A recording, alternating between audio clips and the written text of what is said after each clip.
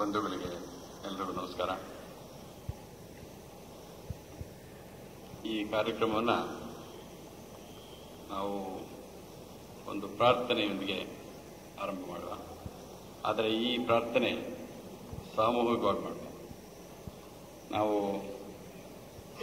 ಮೊದಲೆಲ್ಲ 3 ಓಂ ಉಚ್ಚಾರ ಮಾಡೋಣ. ನಂತರ ಸಹನಾ ಓದು ಶಾಂತಿ ಮಂತ್ರ, ನಂತರ ಗುರುಸ್ತೋತ್ರಗಳು 3, ಅಖಂಡ ಮಂಡಲಾಕಾರಂ, ಗುರುಬ್ರಹ್ಮ ತ್ವಮೇವ ಮಾತಾಚ. ಈ 3 ಗುರುಸ್ತೋತ್ರಗಳಾದ್ಮೇಲೆ ಕಳೆದಾಗ ನೆಕ್ಸ್ಟ್ ನಾವು ಶುಕ್ಲಾಂಬರಧರಂ ವಿಷ್ಣು. ಈ ಇದರಲ್ಲಿ ಎಲ್ಲರೂ ಸಾಮೂಹಿಕವಾಗಿ ತೆಗೆದುಕೊಂಡು ಎಲ್ಲರಿಗೂ ಈ ಮಂತ್ರ ಶ್ಲೋಕ ಎಲ್ರಿಗೂ ಪರಿಚಯವಾಗಿದೆ. ಎಲ್ಲ ಗೊತ್ತಿದ್ದವರೆಲ್ಲ ದಯವಿಟ್ಟು ಜೊತೆಗೆ ಕೋರಸ್ನಲ್ಲಿ ಹೇಳಿ ಸಾಮೂಹಿಕವಾಗಿ. ಆಮೇಲೆ ಮತ್ತೊಂದು ಪ್ರಾರ್ಥನೆ, ಈ ಮಂತ್ರವನ್ನ ನಾವು ಉಚ್ಚಾರ ಮಾಡುವಾಗ ಎಲ್ಲ ಕಣ್ಣು ಮುಚ್ಕೊಂಡು ಹೇಳೋದು ಮಾತ್ರ ಅಲ್ಲ, ಬಹಳಷ್ಟು ಜನಕ್ಕೆ ಈ ಶ್ಲೋಕಗಳ ಅರ್ಥ ಗೊತ್ತಿದೆ. ನಿಮ್ಮಲ್ಲಿ ನಮ್ಮ ಮತ್ತೊಂದು ಕೋರಿಕೆ ಏನಂತಂದ್ರೆ, ನಾವು ಯಾವಾಗ ಈ ಉಚ್ಚಾರ ಮಾಡ್ತೀವಿ ಆವಾಗ ನಮ್ಮ ಮನಸ್ಸಿನಿಂದ ಆ ಮಂತ್ರದ ಅರ್ಥವನ್ನ ಹೊರಗೆ ಬಿಡಬೇಕು. ಇದು ಥಿಂಕಿಂಗ್ ಪ್ರೋಸೆಸ್ ಅಂತಾರೆ.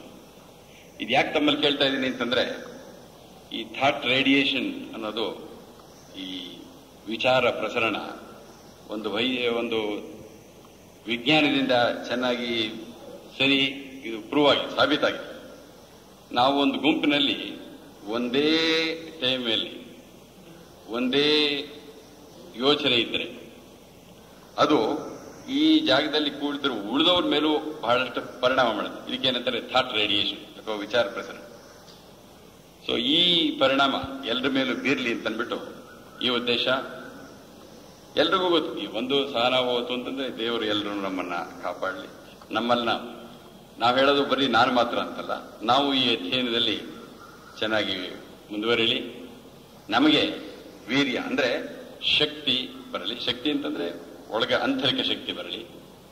ನಮ್ಮಲ್ಲಿ ನಮ್ಮಲ್ಲಿ ತೇಜಸ್ಸು ಬರಲಿ. ಮತ್ತೆ ನಾವು ಯಾರು ಒಬ್ಬರಿಗೊಬ್ಬರು ದ್ವೇಷ ಮಾಡದೇ ಇರಲಿ. ಇದು ಸಹನಾ ಹೋತು ಮತ್ತು ತಮ್ಮ ಎಲ್ರಿಗೂ ಗೊತ್ತಿದೆ.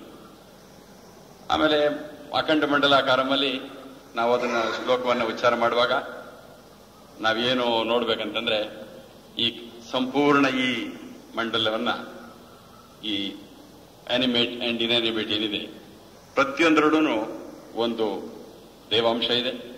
ಆ ದೇವಾಂಶವನ್ನ ನಮಗೆ ತೋರಿಸ್ಕೊಟ್ಟವರಿಗೆ ಒಂದೇ. ಅಂದ್ರೆ ನಾವು ಆ ಟೈಮ್ನಲ್ಲಿ ಆ ಮನಸ್ಸಿನಲ್ಲಿ ಆ ದೇವಾಂಶದ ಜ್ಞಾಪಕ ಬರಬೇಕು. ಅಖಂಡ ಮಂಡಲಾಕಾರ ಮಾಡಿ ಆಮೇಲೆ ಗುರು ಬ್ರಹ್ಮ ಗುರು ವಿಷ್ಣು ನಮ್ಮೆಲ್ಲರಿಗೂ ಚೆನ್ನಾಗಿ ಗೊತ್ತು. ಆಮೇಲೆ ನೆಕ್ಸ್ಟ್ ತ್ವಮೇವ ಮಾತಾಚ ಹೇಳುವಾಗ ನಾವೇನು ಹೇಳ್ತೀವಿ?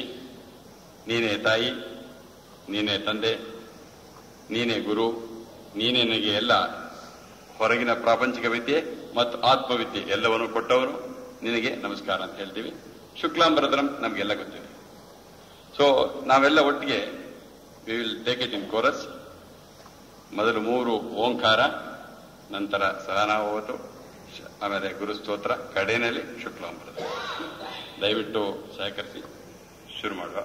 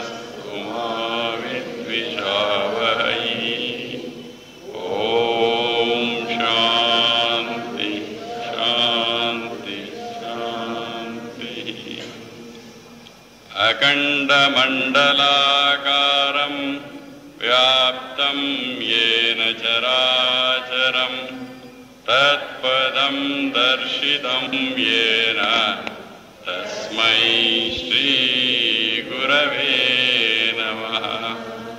गुरुर्ब्रह्मा गुरुर्विष्णुः गुरुर्देवो महेश्वरः गुरुरेव परं ब्रह्म तस्मै श्रीगुरवे नमः। त्वमेव माता च पिता त्वमेव बन्धुश्च सखा त्वमेव विद्या द्रविणं त्वमेव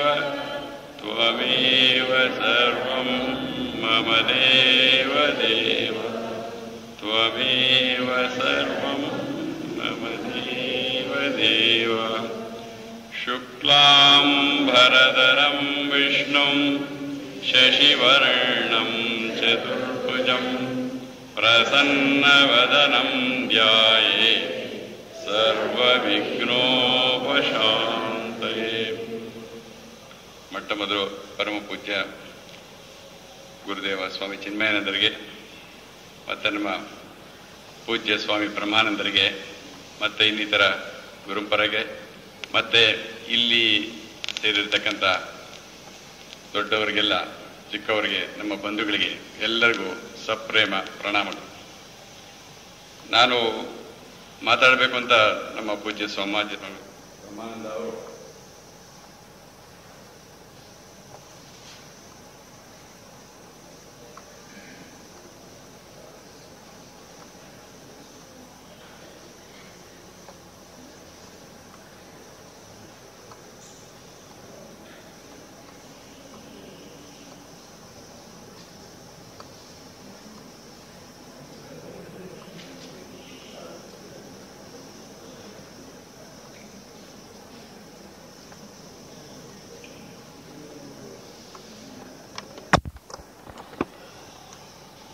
ಬ್ರಹ್ಮಾನಂದವರು ಅಪ್ಪಣೆ ಮಾಡಿಸಿದರು.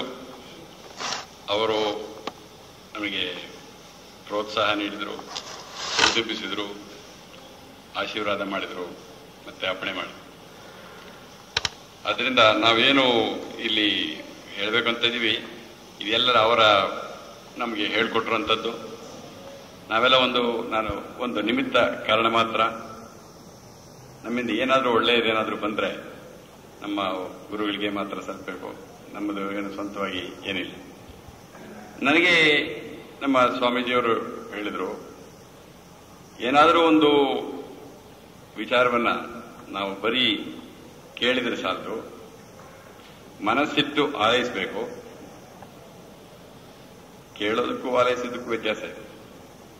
ಆಮೇಲೆ ಆಲೈಸಿದ್ದನ್ನ ಮನನ ಮಾಡಿ ನಂತರ ಅದನ್ನ ನಮ್ಮ ಅನುಭವಕ್ಕೆ ತಂದುಕೊಂಡರೆ ಮಾತ್ರ ಯಾವುದಕ್ಕಾದರೂ ಪ್ರಯೋಜನ. ಬರೀ ಕೇಳಿದ್ರೆ ಸಾಲಲ್ಲ, ಮನನ ಮಾಡಿ ಅದನ್ನ ಅನುಭವಕ್ಕೆ ತಂದ್ರೆ ಮಾತ್ರ ನಮಗೆ ಯಾವುದಾದ್ರೂ ಒಂದು ಪ್ರಯೋಜನ ಆಗುತ್ತೆ.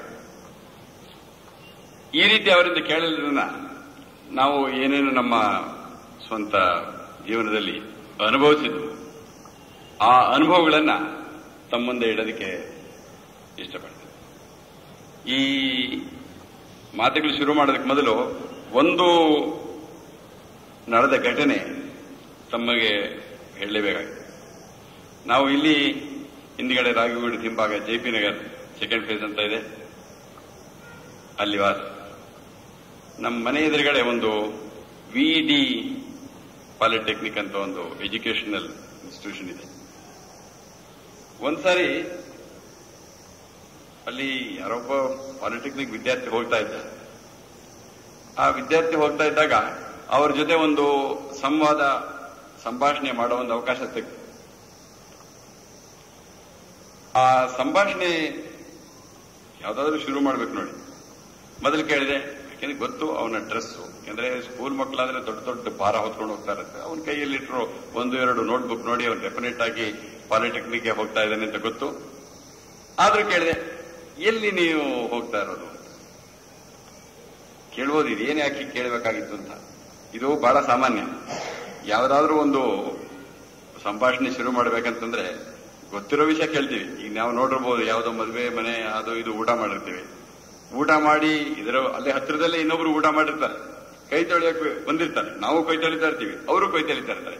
ಅವಾಗ ನಾವು ಕೇಳ್ತೀವಿ, ಏನು ಊಟ ಆಯ್ತಾ ಅಂತ ನೋಡಿರ್ತೀವಿ. ಆದ್ರೂ ಮತ್ತೆ ಕೇಳ್ತೀವಿ.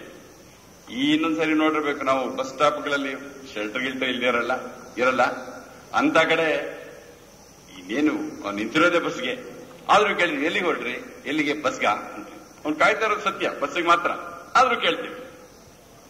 ಇನ್ನೊಂದಾಯ್ತಂತೆ, ಈಚೆಗೆ ಯಾರೋ ಒಬ್ರು ಪಾಪ ಸತ್ತೋದ್ಮೇಲೆ ಅವ್ರು ಯಾಕೋ ಈ ವ್ಯಾನ್ ಅಲ್ಲಿ ಹೋಗೋಕೆ ಇಷ್ಟಪಡ್ಲಿಲ್ಲ.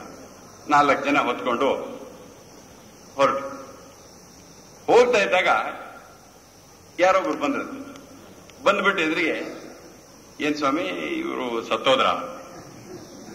ಇಲ್ಲ, ನಮ್ಮ ರಾಮಣ್ಣನ್ಗೆ ಮಲ್ಕೊಂಡು ಊರೆಲ್ಲ ಹೋಗ್ಬೇಕು ಅಂತ ಇಷ್ಟ, ನಮ್ಗೆ ಅವನ್ನೆಲ್ಲ ಹೊತ್ಕೊಂಡು ಊರೆಲ್ಲ ಸುತ್ತಾಡಬೇಕು ಅಂತ ಇಷ್ಟ, ಅದಕ್ಕೇನೆ ಓದ್ತಾ ಇದೀವಿ. ಇದು ವಿಚಿತ್ರವಾಗಿ ಕಾಣ್ಬೋದು, ಬಟ್ ಸಾಮಾನ್ಯವಾಗಿ ನಾವು ಮಾಡೋದು ಹೀಗೇನೆ. ಯಾರನ್ನಾದ್ರೂ ಮಾತಾಡಿಸ್ಬೇಕಂತಂದ್ರೆ ಏನೋ ಒಂದು ಪ್ರಶ್ನೆ ಕೇಳ್ತೀವಿ. ಸೊ ಈ ರೀತಿ ನಾನು ಕೇಳಿದೆ ಅವನಿಗೆ, ಎಲ್ಲಿಗಪ್ಪ ಹೋಗ್ತಾ ಇದ್ದೆ? ಅವನು ಹೇಳ್ತಾ ಇದೆ, ಈ ಪಾಲಿಟೆಕ್ನಿಕ್. ಯಾತಕ್ಕೆ ಅಂದ್ರೆ ಓದೋದಕ್ಕೆ.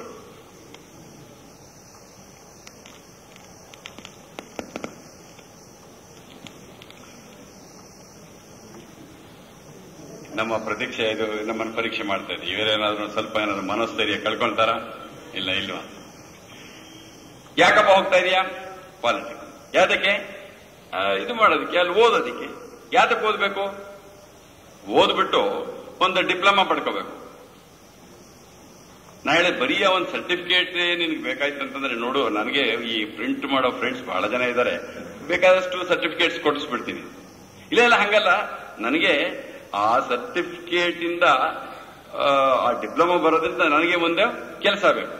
ನೋಡಿ, ಅವನು ಹೋಗ್ತಾ ಇರೋದು ಪಾಲಿಟೆಕ್ನಿಕ್ ಓದೋದಕ್ಕೆ ಮತ್ತೆ ಅದಕ್ಕೆ ಯಾವುದಕ್ಕೆ ಒಂದು ಸರ್ಟಿಫಿಕೇಟ್ ತಗೊಳ್ಳೋದಕ್ಕೆ. ಆ ಸರ್ಟಿಫಿಕೇಟ್ ಯಾಕೆ ಬೇಕು? ಒಂದು ಉದ್ಯೋಗ ಬೇಕು.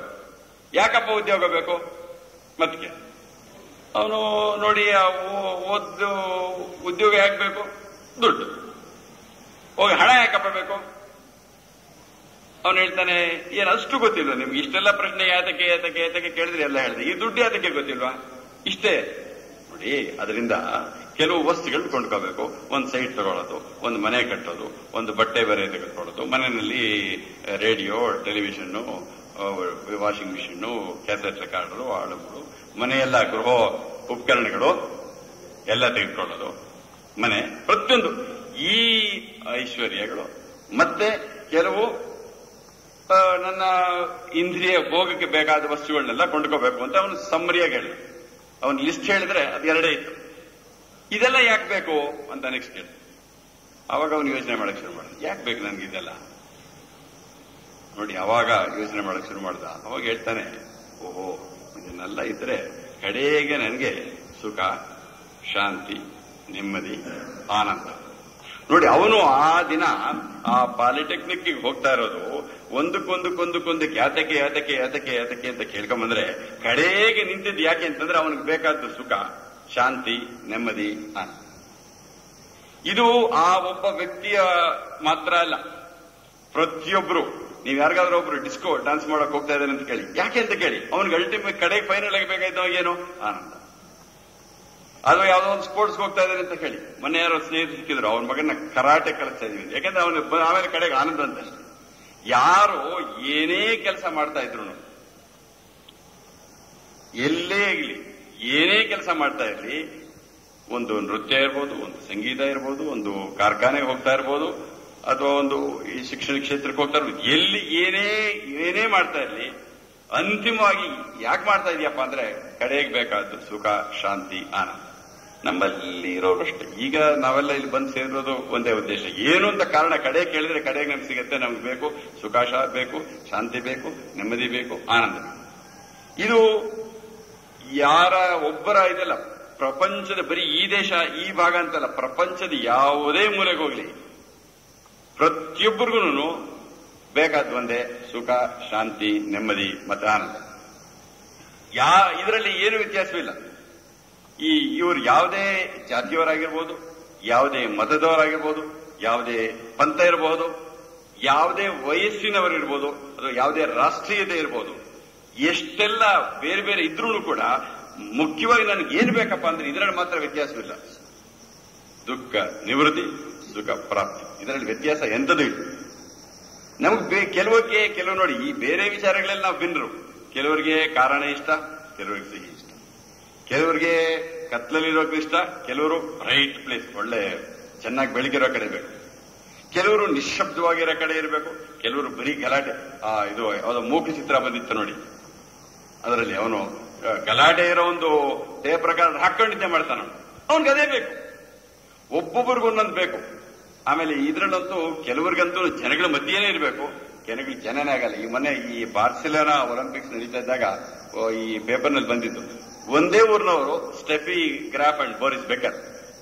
ಅದರಲ್ಲಿ ಪತ್ರಕರ್ತರು ಕೇಳ್ತಾ ಇದ್ರಂತ, ಇವ್ರು ಹೇಳಿದಂತೆ ಬೋರಿಸ್ ಬೇಕರ್ ನನಗೆ ಬಹಳ ಆನಂದ, ಎಲ್ಲ ಸುತ್ತಮುತ್ತ ಜನಗಳೆಲ್ಲ ಇದ್ದಾರೆ, ನನಗೆ ಬಹಳ ಆನಂದ, ಎಲ್ಲೆಲ್ಲಿ ನೋಡಿದ್ರು ಜನಗಳು ಬಹಳ ಆನಂದವಾಗಿದ್ದ.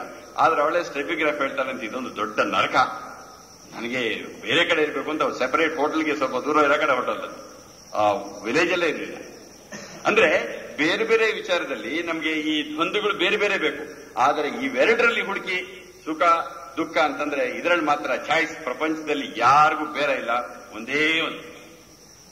ನಾವು ಇಂಜಿನಿಯರ್ ಇರ್ಬೋದು, ಒಬ್ಬರು ಡಾಕ್ಟರ್ ಇರ್ಬೋದು, IAS ಅಧಿಕಾರಿ ಇರ್ಬೋದು, ನಾವು ಬೇರೆ ಬೇರೆ ಉದ್ಯೋಗ ಅಕೌಂಟೆಂಟು, ಅಥವಾ ಇನ್ನು ಕಡೆ ರಾಜಕಾರಣಿ ಅಥವಾ ಕಸ ಗುಡಿಸೋನು, ಏನೇ ಇರಲಿ ಪ್ರತಿಯೊಬ್ಬರಿಗೂ ಬೇಕಾದ್ದು ಒಂದೇ ಒಂದು, ಸುಖ, ಶಾಂತಿ, ನೆಮ್ಮದಿ, ಆನಂದ. ಇದಕ್ಕೋಸ್ಕರ ನಾವು ಎಲ್ಲ ಏನೆಲ್ಲ ಕೆಲಸಗಳಿದೆ ಎಲ್ಲಾ ಮಾಡ್ತಾ ಇರ್ತೀವಿ. ಏನೇನು ಮಾಡ್ತಾ ಇದ್ರು ಈ ಉದ್ದೇಶಕ್ಕೋಸ್ಕರ ಬಹಳಷ್ಟು ಮಾಡ್ತಾ ಇರ್ತೀವಿ. ಆದ್ರೆ ಈ ದಿಶೆನಲ್ಲೇ ನಾವು ಎಲ್ಲ ಹೊರಗಡೆ ನಾವು ಏನೇನು ಮಾಡ್ತೀವಿ, ನಮಗೆ ಈ ಬೇಕಾದಷ್ಟು ಐಶ್ವರ್ಯ ಬೇಕು, ಬೇಕಾದಷ್ಟು ನಮ್ಮ ಇಂದ್ರಿಯ ಭೋಗ ವಸ್ತುಗಳು ಬೇಕು ಅಂತ ಹುಡ್ಕೊಂಡು ಹೋಗ್ತೀವಿ. ನಾವು ಅನ್ಕೊಳ್ಳೋದೇನು, ಅದರಿಂದ ನಮಗೆ ಸುಖ, ಶಾಂತಿ, ನೆಮ್ಮದಿ ಸಿಗುತ್ತೆ. ನಮ್ಗೆ ಅದು ಅರ್ಥವಾಗಲ್ಲ. ಈಗ ಸರಿ ಏನಾದ್ರೂ ದುಡ್ಡಿನಿಂದ ಏನಾದ್ರೂ ನಮ್ಗೆ ಈ ಸುಖ, ಶಾಂತಿ, ನೆಮ್ಮದಿ ಸಿಗಬೇಕಾಗಿದ್ರೆ ಸಾಮಾನ್ಯವಾಗಿ ಒಂದು ತಿಂಗಳಿಗೆ 1,000 ರೂಪಾಯಿ ಬರೋನಿಗೆ 10% ಸುಖ, 2,000 ರೂಪಾಯಿ ತಿಂಗಳ ಬರೋನಿಗೆ 2,000 20%, ಅಥವಾ 3,000 ಇದ್ರೆ 30%, ಅಥವಾ 4,000 ಸಂಬಳ ಇದೆ 40%. ಹೀಗೆ ಸುಮಾರು ತಿಂಗಳಿಗೆ 10,000 ಇದ್ರೆ 100% ಸುಖ ಸಿಗಬೇಕಾಗಿದೆ. ಅಥವಾ ಅಂತಸ್ತು ಹೇಳ್ತೀರಾ, ಈ ಲೋಯೆಸ್ಟ್ ಕೆಲಸ ಇದ್ದಾರೆ ಅವನಿಗೆ ಸುಖವೇ ಇರಬಾರ್ದು, ಅವನಿಗಿಂತ ಮೇಲೆ ಒಬ್ಬ ಕ್ಲರ್ಕಲ್ ಗ್ರೇಡ್ ಇರೋನಿಗೆ ಅವನಿಗಿಂತ ಜಾಸ್ತಿ ಸುಖ ಇರಬೇಕು, ಅವನ ಮೇಲಿರೋ ಮೇಲ್ವಿಚಾರಕನಿಗೆ ಅವನಿಗಿಂತ ಜಾಸ್ತಿ ಸುಖ, ಆಮೇಲೆ ಮ್ಯಾನೇಜರ್ಗೆ ಇನ್ನೂ ಜಾಸ್ತಿ, ಜನರಲ್ ಮ್ಯಾನೇಜರ್, ಡೈರೆಕ್ಟರ್ ತುಂಬಾ ಸುಖ ಸಿಗಬೇಕಾಗಿದೆ.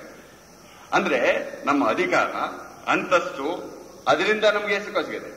ಅಥವಾ ನಮ್ಮ ಸುಖ ಈ ದುಡ್ಡಿನಿಂದನೂ ಇಲ್ಲ. ಅದೇನದು? ಅದು ಹೇಳ್ತಾರೆ ನಮ್ಮ ಮನಸ್ಸನ್ನು ಅವಲಂಬಿಸಿದೆ, ಮನಸ್ಸಿನ ಪ್ರಶಾಂತತೆ. ಆದ್ರಿಂದ ಈ ಮನಸ್ಸು ಹೊರಗೋ ಹೋಗೋ ಮನಸ್ಸನ್ನ ನಮ್ಮ ಬ್ರಹ್ಮಾಜಿಯವರು ಹೇಳ್ತಾರೆ ನೋಡಿ, ಒಳಕ್ಕೆ ನಿಲ್ಲಿಸಿ ಪ್ರಶಾಂತತೆ ಕಡೆಗೆ ನಿಲ್ಲಿಸೋದಾದ್ರೆ ನಮಗೆ ಬೇಕಾದಿದೆ. ಇದಕ್ಕಾಗಿ ನಾವೆಲ್ಲಾ ಕಾರ್ಯಕ್ರಮಗಳು ಮಾಡ್ತಾ ಇರ್ತೀವಿ. ಈ ಧರ್ಮ ಅಂತ ನಾವೇನ್ ಹೇಳ್ತೀವಿ, ಇದು ಅದಕ್ಕೆ ಹೊರತಲ್ಲ. ಯಾವುದೇ ಧರ್ಮ ಇರಲಿ, ಹಿಂದೂ ಧರ್ಮ ಇರಲಿ, ಇಸ್ಲಾಂ ಧರ್ಮ ಇರಲಿ, ಕ್ರಿಶ್ಚಿಯನ್ ಧರ್ಮ ಇರಲಿ, ಪ್ರತಿ ಧರ್ಮದ ಒಂದೇ ಮುಖ್ಯ ಉದ್ದೇಶ ನಮಗೆ ಸುಖ, ಶಾಂತಿ, ನೆಮ್ಮದಿ, ಆನಂದ. ಅದರಲ್ಲಿ ಇದ್ರಲ್ಲಿ ನಮ್ಗೆ ಸಿಗ್ತಾ ಇದೆಯಾ ನೋಡ್ಬೇಕು. ಒಂದು ನೋಡಿ, ಈ ಅದಕ್ಕಾಗಿ ನಾವು ಕೆಲವು ಧರ್ಮದಲ್ಲಿ 2 ಮುಖಗಳಿವೆ. ಒಂದು ವಿಧಿಗಳು, ಕೆಲವು ಕರ್ಮಗಳು ಮಾಡ್ತೀವಿ, ಕೆಲವು ಕಾರ್ಯಕ್ರಮಗಳು ಮಾಡ್ತೀವಿ. ಇನ್ನೊಂದು ತತ್ವಜ್ಞಾನ ಅಂತ. ಈ ಧರ್ಮದ 2 ಮುಖಗಳು, religion and philosophy and rituals and philosophy. Religion ಅಲ್ಲಿ 2 ಮುಖಗಳು, ಒಂದು ಧಾರ್ಮಿಕ ವಿಧಿಗಳು, ಮತ್ತೊಂದು ಆ ತತ್ವಜ್ಞಾನ. ಇದು ಒಂದನ್ನ ಬಿಟ್ಟು ಇನ್ನೊಂದಿಲ್ಲ. ವಿಧಿಗಳು ಮತ್ತೆ ತತ್ವಜ್ಞಾನ ಬೇರೆ ಬೇರೆ ಅಲ್ಲ.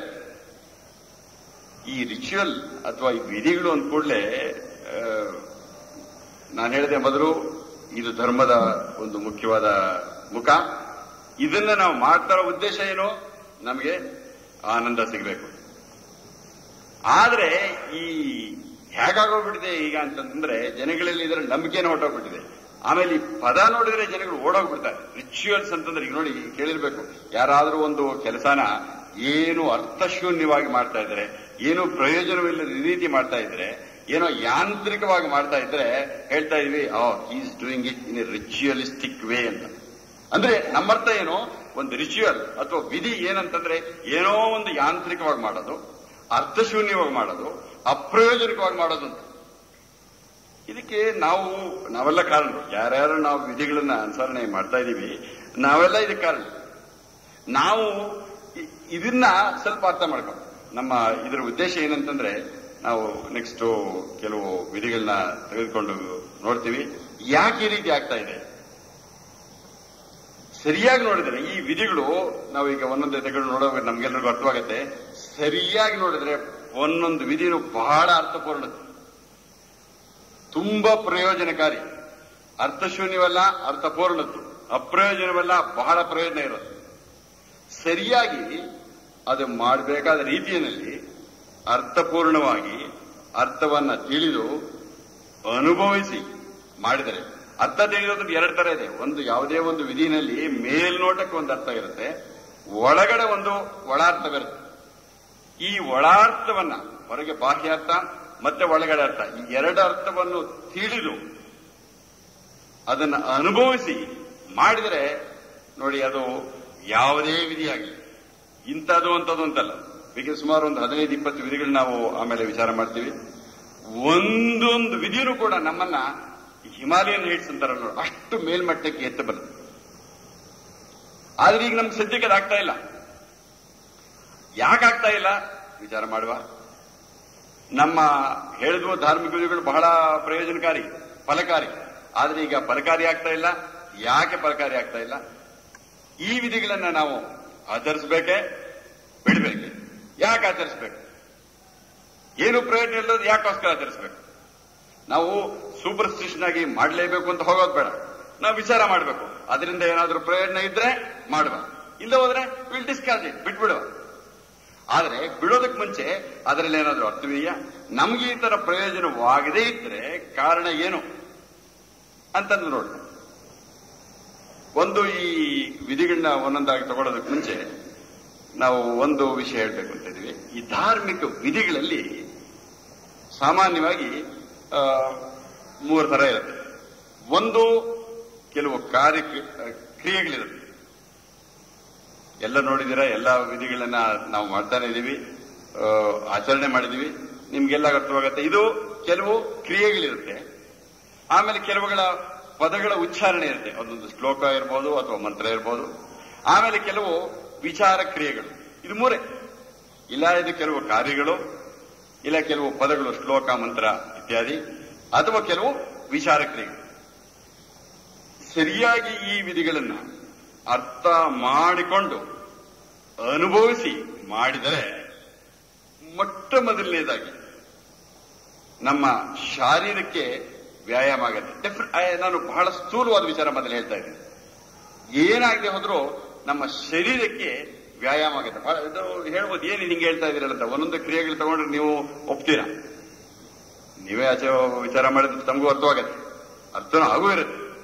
ಕೆಲವು ಶಾರೀರಿಕ ವ್ಯಾಯಾಮ, ಆಮೇಲೆ ಇನ್ನು ಕೆಲವು ನಮ್ಮ ಮನಸ್ಸಿನ ಆರೋಗ್ಯ, ಮೆಂಟಲ್ ಸ್ಟೇಟ್ ಅಂತ ಏನಂತೆ, ಅದು ಸ್ವಲ್ಪ ಇಂಪ್ರೂವ್ ಆಗುತ್ತೆ. ಮಾನಸಿಕ ಆರೋಗ್ಯ ಇಂಪ್ರೂವ್ ಆಗುತ್ತೆ. ಈ ಮಾನಸಿಕ ಆರೋಗ್ಯಕ್ಕೂ ನಮ್ಮ ದೈಹಿಕ ಆರೋಗ್ಯಕ್ಕೂ ಬಹಳ ಸಂಬಂಧ ಉಂಟು. ನಮ್ಮ ಕೆಲವು ಈ ದೈಹಿಕ ಕಾಯಿಲೆಗಳಿದೆ ನೋಡಿ, ಅದು ಬ್ಲಡ್ ಪ್ರೆಷರ್ ಇರ್ಬೋದು, ಅಲ್ಸರ್ ಇರ್ಬೋದು, ಹೈಪರ್ ಟೆನ್ಷನ್, ಹಾರ್ಟ್ ಅಟ್ಯಾಕ್, ಆಮೇಲೆ ಕಿಡ್ನಿಗಳ ತೊಂದರೆ, ಈವನ್ ಕ್ಯಾನ್ಸರ್. ಇವಕ್ಕೂ ಮಾನಸಿಕ ಇದಕ್ಕೂ ಗೊಂದಲಕ್ಕೂ ಸಂಬಂಧ ಉಂಟು. ನಮ್ಮ ಮನಸ್ಸಿನ ಆರೋಗ್ಯ ಕೆಟ್ಟರೆ ಈ ನಮ್ಮ ದೇಹದಲ್ಲಿ ಏನೇನು ಅನಾರೋಗ್ಯ ಬರುತ್ತೆ ಅವೆಲ್ಲ ಆಗುತ್ತೆ. ನಮ್ಮ ಮನಸ್ಸಿನ ಆರೋಗ್ಯ ಅಭಿವೃದ್ಧಿ ಆದರೆ ನಮ್ಮ ದೇಹದ ಒಂದು ಆರೋಗ್ಯನೂ ಇಂಪ್ರೂವ್ ಆಗುತ್ತೆ. ಆಮೇಲೆ ಈ ರಿಚುವಲ್ಸ್ ಅಥವಾ ಈ ವಿಧಿಗಳು ನಮಗೆ ಒಂದು ಕೈಪಿಡಿ ಇದ್ದಂಗೆ. ಕೈಪಿಡಿ ಅಂತಂದ್ರೆ ನಾವು ಜೀವನ ಮಾಡ್ತಾ ಇದ್ದೀವಿ, ಈ ಪ್ರಪಂಚಕ್ಕೆ ಬಂದಾಯ್ತು ನೋಡಿ. ಈಗ ಯಾವುದೇ ಒಂದು ಸೊಫಿಸ್ಟಿಕೇಟೆಡ್ ಎಲೆಕ್ಟ್ರಾನಿಕ್ ಗ್ಯಾಡ್ಜೆಟ್ ಅಂತಾರಲ್ಲ, ಆ ತರ ಒಂದು ತಗೊಂಬಂದ್ರೆ, ಅಂಗಡಿಯಿಂದ ತಗೊಂಬಂದ್ರೆ ಆ ಪಾರ್ಸಲ್ ಜೊತೆಗೆ ಒಂದು ಕೈಪಿಡಿ ಕೊಡ್ತಾನೆ. ನಾವು ಅದನ್ನು ತಗೊಂಬಂದು ಸುಮ್ನೆ ಸ್ವಿಚ್ಗಳು ಹಾಕ್ಬಿಟ್ಟು ಆ ಬಟನ್ ಈ ಬಟನ್ ಆ ಬಟನ್ ಈ ಬಟನ್ ಎಲ್ಲ ಹಿಂಗ್ ಗೊತ್ತಬಿಟ್ರೆ ಸ್ವಲ್ಪ ಹೊತ್ತಿಗೆ ಎಲ್ಲ ಕೆಟ್ಟೊಟ್ಟೋಗುತ್ತೆ, ನಮ್ಗೇನು ಪ್ರಯೋಜನವಾಗಲ್ಲ. ಆಮೇಲೆ ಯಾವುದು ನನಗೆ ಆನಂದ ಕೊಡಬೇಕಾಗಿತ್ತು, ಆನಂದಕ್ಕೋಸ್ಕರ ತಗೊಂಬಂದೆ, ಅದು ನನ್ನ ದುಃಖಕ್ಕೆ ಕಾರಣವಾಗುತ್ತೆ. ನಮ್ಗೆ ದುಡ್ಡು ಖರ್ಚು, ಆಮೇಲೆ ಎಲ್ಲ ರಿಪೇರಿ ಮಾಡಬೇಕಾಗುತ್ತೆ. ಅದೇ ರೀತಿ ಈ ಧಾರ್ಮಿಕ ವಿಧಿಗಳು ನಮಗೆ ಒಂದು ಕೈಪಿಡಿ ಇದ್ದಂಗೆ. ಕೈಪಿಡಿ ಯಾವುದಕ್ಕೆ? ನಾವು ಹುಟ್ಟಿದಾಗ ಈ ದೇಹ, ಈ ಮನಸ್ಸು, ಬುದ್ಧಿ ಇವುಗಳ ಜೊತೆ ಬಂದಿದ್ದೀವಿ. ನಾವು ಅನ್ಕೊಂಡಿರೋದು ಓಹೋ ನನಗೆಲ್ಲ ಗೊತ್ತು, ನಾನು ದೇಹನ ಯಾವ ರೀತಿ ಉಪಯೋಗಿಸ್ತೀವಿ, ನನ್ನ ಮನಸ್ಸನ್ನು ಯಾವ ರೀತಿ ಮಾಡ್ಕೋಬೇಕು, ಬುದ್ಧಿ ಯಾವ ರೀತಿ ಮಾಡ್ಬೇಕು ಅಂತ. ಸತ್ಯವಾಗ್ಲೂ ತಿಳಿಬೇಕಂದ್ರೆ ನಮಗೆ ಇದ್ರ ಬಗ್ಗೆ ಗೊತ್ತಿಲ್ಲ. ನಮಗೇನಾದ್ರೂ ನಮ್ಮ ದೇಹ, ಮನಸ್ಸು, ಬುದ್ಧಿಯನ್ನು ಯಾವ ರೀತಿ ನಾವು ನಡೆಸ್ಕೋಬೇಕು ಅಂತ ಗೊತ್ತಿದ್ರೆ ನಾವು ಇಷ್ಟೊಂದು ಒದ್ದಾಡ್ತಾ ಇರಲಿಲ್ಲ. ಈ ವಿಧಿಗಳು ನಾವು ನೋಡುವಾಗ, ಮುಂದೆ ಹೋಗುವಾಗ ನೋಡ್ತೀವಿ, ಇದು ನಮ್ಮ ಜೀವನಕ್ಕೆ ಒಂದು ಕೈಪಿಡಿ ಇದ್ದಂಗೆ. ಯಾವ ರೀತಿ ನಾನು ಈ ಪ್ರಪಂಚದಲ್ಲಿ ಜೀವನ ಮಾಡಬೇಕು ಅನ್ನೋದನ್ನು ಈ ವಿಧಿಗಳು ಮುಂದೆ ನೋಡ್ತೀವಿ, ಅದು ತಿಳಿಸ್ಕೊಡ್ತೀವಿ. ಆಮೇಲೆ ಒಂದು ದೇಹವಾಯ್ತು, ಒಂದು ಮನಸ್ಸಾಯ್ತು, ಜೀವನ ನಡೆಸೋ ರೀತಿ ಆಯ್ತು. ನಂತರ ನಮ್ಮ ಬುದ್ಧಿವಂತಿಕೆ ಈ ವಿಧಿಗಳನ್ನ ಸರಿಯಾಗಿ ಮಾಡೋದಾದ್ರೆ, ಮತ್ತೆ ಹೇಳ್ತೀನಿ, ಇದು ಒಂದು ಯಾಂತ್ರಿಕವಾಗಿ ಮಾಡಿದ್ರೆ ಇದು ಯಾವುದು ಪ್ರಯೋಜನ ಆಗಲ್ಲ. ಸರಿಯಾದ ರೀತಿ ಮಾಡಿದ್ರೆ ನಮ್ಮ ಸ್ಥೂಲ ಬುದ್ಧಿವಂತಿಕೆನಲ್ಲಿ 2 ತರ ಇದೆ. ಒಂದು ಗ್ರಾಸ್ ಇಂಟೆಲೆಕ್ಟ್, ಇನ್ನೊಂದು ಸಟಲ್ ಇಂಟೆಲೆಕ್ಟ್ ಅಂತಾರೆ. ಈ ಸ್ಥೂಲ ಬುದ್ಧಿ ಚುರುಕಾಗಿ ನಾವು ಹೊರಗಡೆ ನಾವೇನೇನು ಮಾಡಬೇಕು ಅಂತೀವಿ, ನಾವೊಬ್ಬರು ಡಾಕ್ಟರ್ ಆಗಬೇಕು, ಒಂದು ಇಂಜಿನಿಯರ್ ಆಗಬೇಕು, ಅಥವಾ ಒಂದು ಬೇರೆ ತರ ಸೈಂಟಿಸ್ಟ್ ಆಗಬೇಕು, ಅಥವಾ ನಾವು ಒಳ್ಳೆ ಡಾಕ್ಟರ್ ಆಗಬೇಕು, ಅಥವಾ ಒಂದು ಒಳ್ಳೆ ನಿಜವಾಗ ಒಂದು ಉತ್ತಮವಾದ ರಾಜಕಾರಣಿ ಆಗಬೇಕು. ಈ ಎಲ್ಲದಕ್ಕೂ ಬಹಳಷ್ಟು ಮಟ್ಟಿಗೆ ಇದು ಪೂರಕವಾಗುತ್ತೆ. ಅದಲ್ಲದೆ ನಮ್ಮ ಇನ್ನೊಂದು ಬುದ್ಧಿ, ಇನ್ನೊಂದು ಮೇಲ್ಮಟ್ಟದ ಮುಖ ಸೂಕ್ಷ್ಮ ಬುದ್ಧಿ ಅಂತ. ಸೂಕ್ಷ್ಮ ಬುದ್ಧಿ ಅಂತಂದ್ರೆ ಈ ಹೊರಗಿನ ಪ್ರಪಂಚದಲ್ಲಿ ನಾವು ಉಪಯೋಗಿಸೋ ಬುದ್ಧಿವಂತಿಕೆ ಸ್ಥೂಲ, ಮತ್ತು ಒಳಗಡೆ ಯಾವುದು ನಿತ್ಯ, ಯಾವುದು ಅನಿತ್ಯ, ಯಾವುದು ಸತ್ಯ, ಯಾವುದು ಅಸತ್ಯ, ಯಾವುದು ಆತ್ಮ, ಯಾವುದು ಅನಾತ್ಮ, ಈ ವಿವೇಚನಾ ಶಕ್ತಿಯನ್ನು ಕೊಡೋ ಆ ಸೂಕ್ಷ್ಮ ಬುದ್ಧಿಯನ್ನ ಕೂಡ ಪ್ರಚೋದನೆ ಮಾಡುತ್ತೆ, ಒಳ್ಳೆ ಚುರುಕನ್ನಾಗಿ ಮಾಡುತ್ತೆ. ಓಹೋ, ನೀವೆಲ್ಲ ಹೇಳ್ಬೋದು, ಓಹೋ ಪಟ್ಟಿ ಬಹಳ ಜೋರಾಗಿದೆ, ಈ ದೇಹ ಹಿಂಗಾಗತ್ತೆ, ಮನಸ್ಸು ಹಿಂಗಾಗತ್ತೆ, ಬುದ್ಧಿ ಹಿಂಗಾಗತ್ತೆ, ನನ್ನ ಜೀವನನೇ ಹಿಂಗಾಗೋಗ್ಬಿಡುತ್ತೆ. ಸರಿ ಸ್ವಾಮಿ, ನೀವೆಲ್ಲ ಹಿಂಗೆ ಹೇಳಿದ್ರಿ, ಬಟ್ ನಾನು ನೋಡ್ತಾ ಇದ್ದೀನಿ ಇದರಲ್ಲಿ ಏನು ಎಲ್ಲೂ ನಡೀತಾ ಇಲ್ಲ. ನಾನು ಬಹಳಷ್ಟು ಮಂದಿಗಳು ನೋಡಿದ್ದೀನಿ, ಈ ಸಿಕ್ಕಾಬಟ್ಟೆ ವಿಧಿಗಳು ಮಾಡ್ತಾ ಇರೋರು, ಮತ್ತೆ ಸೋಕಾಲ್ಡ್ ರಿಲಿಜಿಯಸ್ ಪೀಪಲ್ ಅನ್ನೋರು ನೋಡಿದೀವಿ.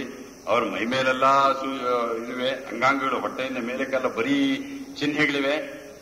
ಅವರು ಉಟ್ಕೊಳ್ಳೋ ಡ್ರೆಸ್ಸು, ಅದು ಇದು ನೋಡ್ತೀವಿ. ವಿಧಿಗಳಂತೂ ವಿಪರೀತ ಮಾಡ್ತಾ ಇದ್ದಾರೆ. ಬಟ್ ನಾನೇನು ಈ ಪ್ರಯೋಜನ ಕಾಣಿಸ್ತಾ ಇಲ್ವಲ್ಲ, ನಾವು ನೋಡಿದ್ವಿ. ನೀವು ಹೇಳ್ಬೋದು, ಏನ್ ಸ್ವಾಮಿ, ಒಂದು ಅರ್ಚನೆ ಒಂದು ವಿಧಿ ಅಂತ ತಗೊಳ್ಳಿ, ಒಂದು ಅರ್ಚನೆಯಿಂದ ಏನಾದ್ರೂ ಒಂದು ಪ್ರಯೋಜನ ಆಗತ್ತೆ ಅಂತ ನೀವು ಹೇಳಿದ್ರೆ, ಸಹಸ್ರನಾಮ ಏನು ಪ್ರಯೋಜನ ಕೊಡ್ಬೇಕಾಗಿತ್ತು? ಯಾಕಂದ್ರೆ 1:10 ಅರ್ಚನೆ 100 ಚಿಲ್ಲರೆ, ಇದು 1000, 10ರಷ್ಟು. ನಾನ್ ನೋಡಿದ್ದೀನಿ ಸ್ವಾಮಿ, ದಿನಕ್ಕೆ 5 ಸಹಸ್ರನಾಮದಂಗೆ ಒಂದು ವರ್ಷ ಸುಮಾರು ಒಂದು ದಿನಕ್ಕೆ 5 × 3 1500ಕ್ಕೂ ಮಿಕ್ಕು ಸಹಸ್ರನಾಮ, ಹೆಚ್ಚು ಸಹಸ್ರನಾಮ ಮಾಡಿರೋರು ನೋಡಿದ್ದೀನಿ. ಬಟ್ ನಾ ಏನು ಅವ್ರಲ್ಲಿ ಏನು ಕಾಣಿಸ್ತಾ ಇರಲ್ಲ, ಇವೇನೋ ಉದ್ದಕ್ಕೆ ಪಟ್ಟಿ ಕೊಟ್ರಿ ಅಂತ ಹೇಳ್ತಾರೆ. ಇದೇ ನಮ್ಮ ವಿಚಾರಣರ ಒಂದು ವಿಷಯ.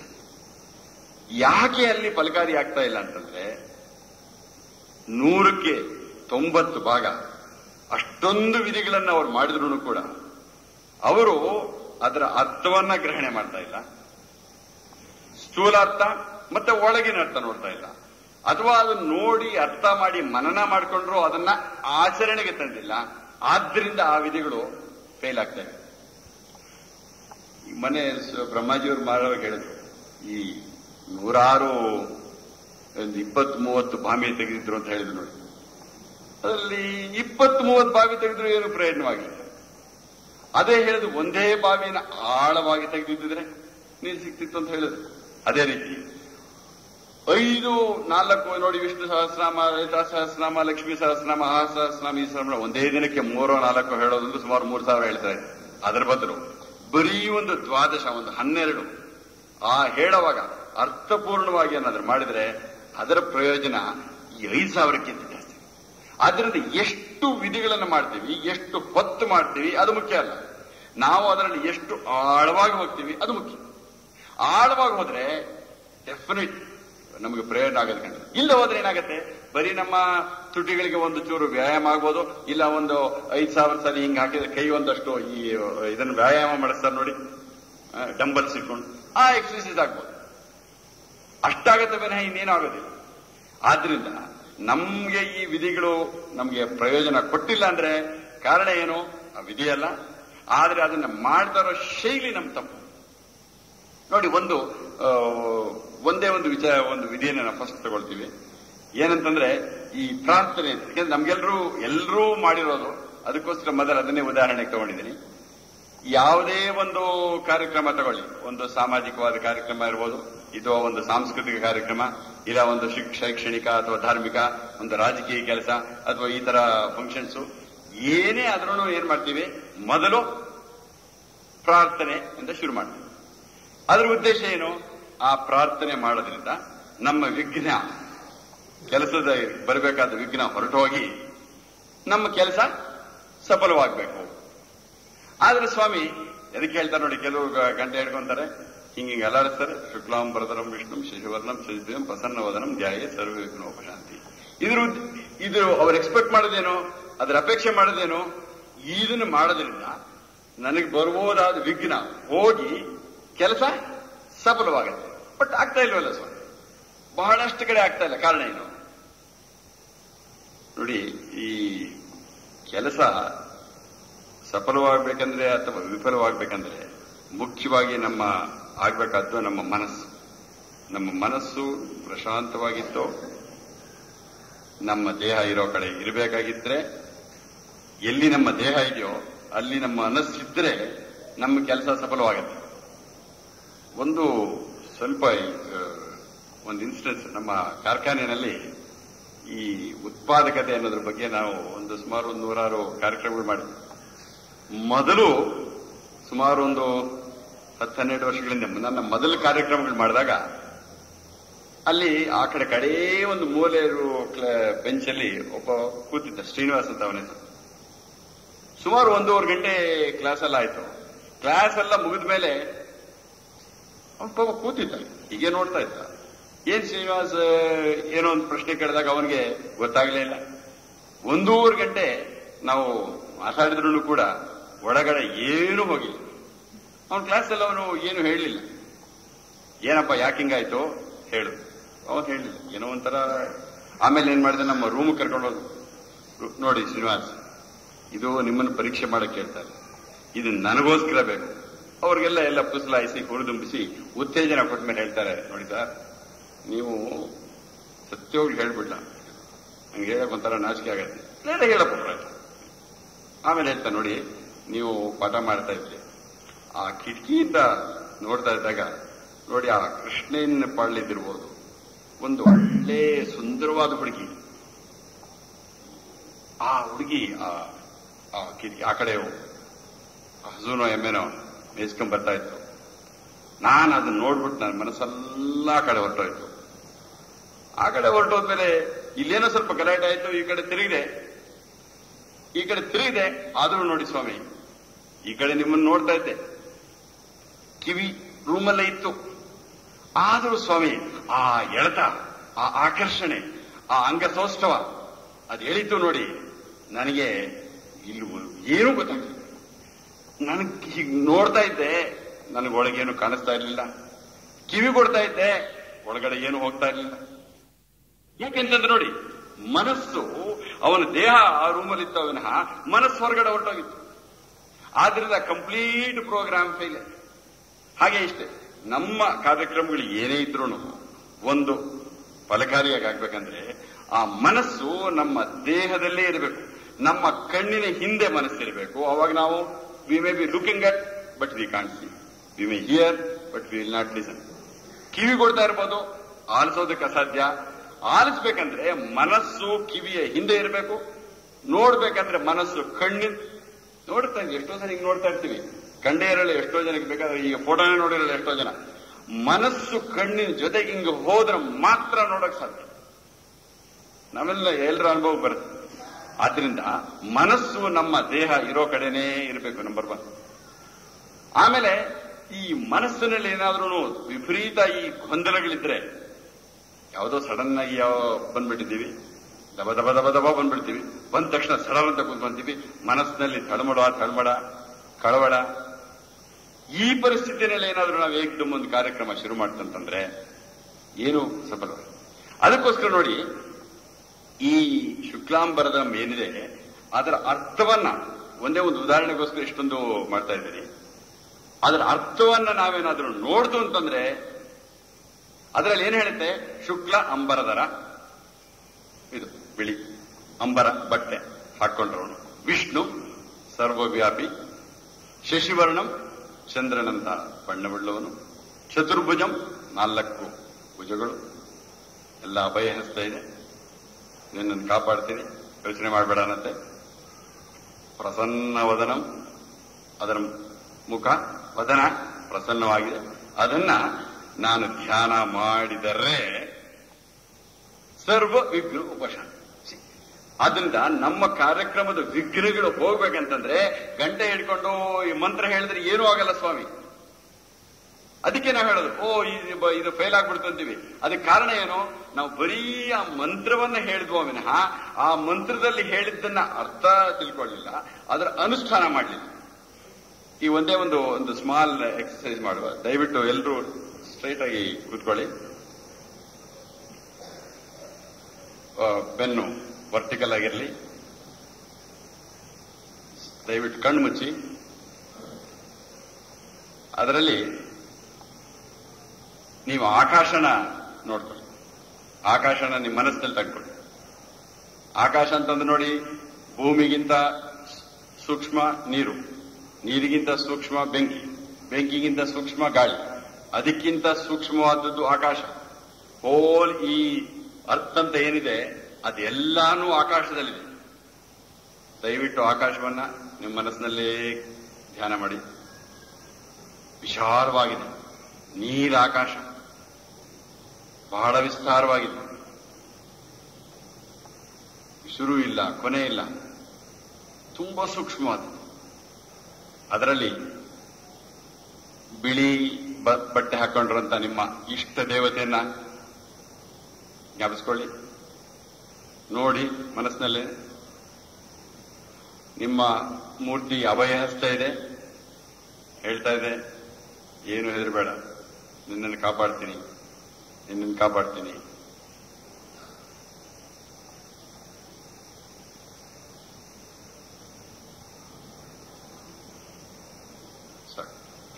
ನೋಡಿ, ದಯವಿಟ್ಟು ಕಂಡು ಒಂದೇ ಸುಮಾರು ಒಂದು 30 ಸೆಕೆಂಡ್ ನಾವು ಮಾಡಿದೀವಿ ಅಷ್ಟೇ.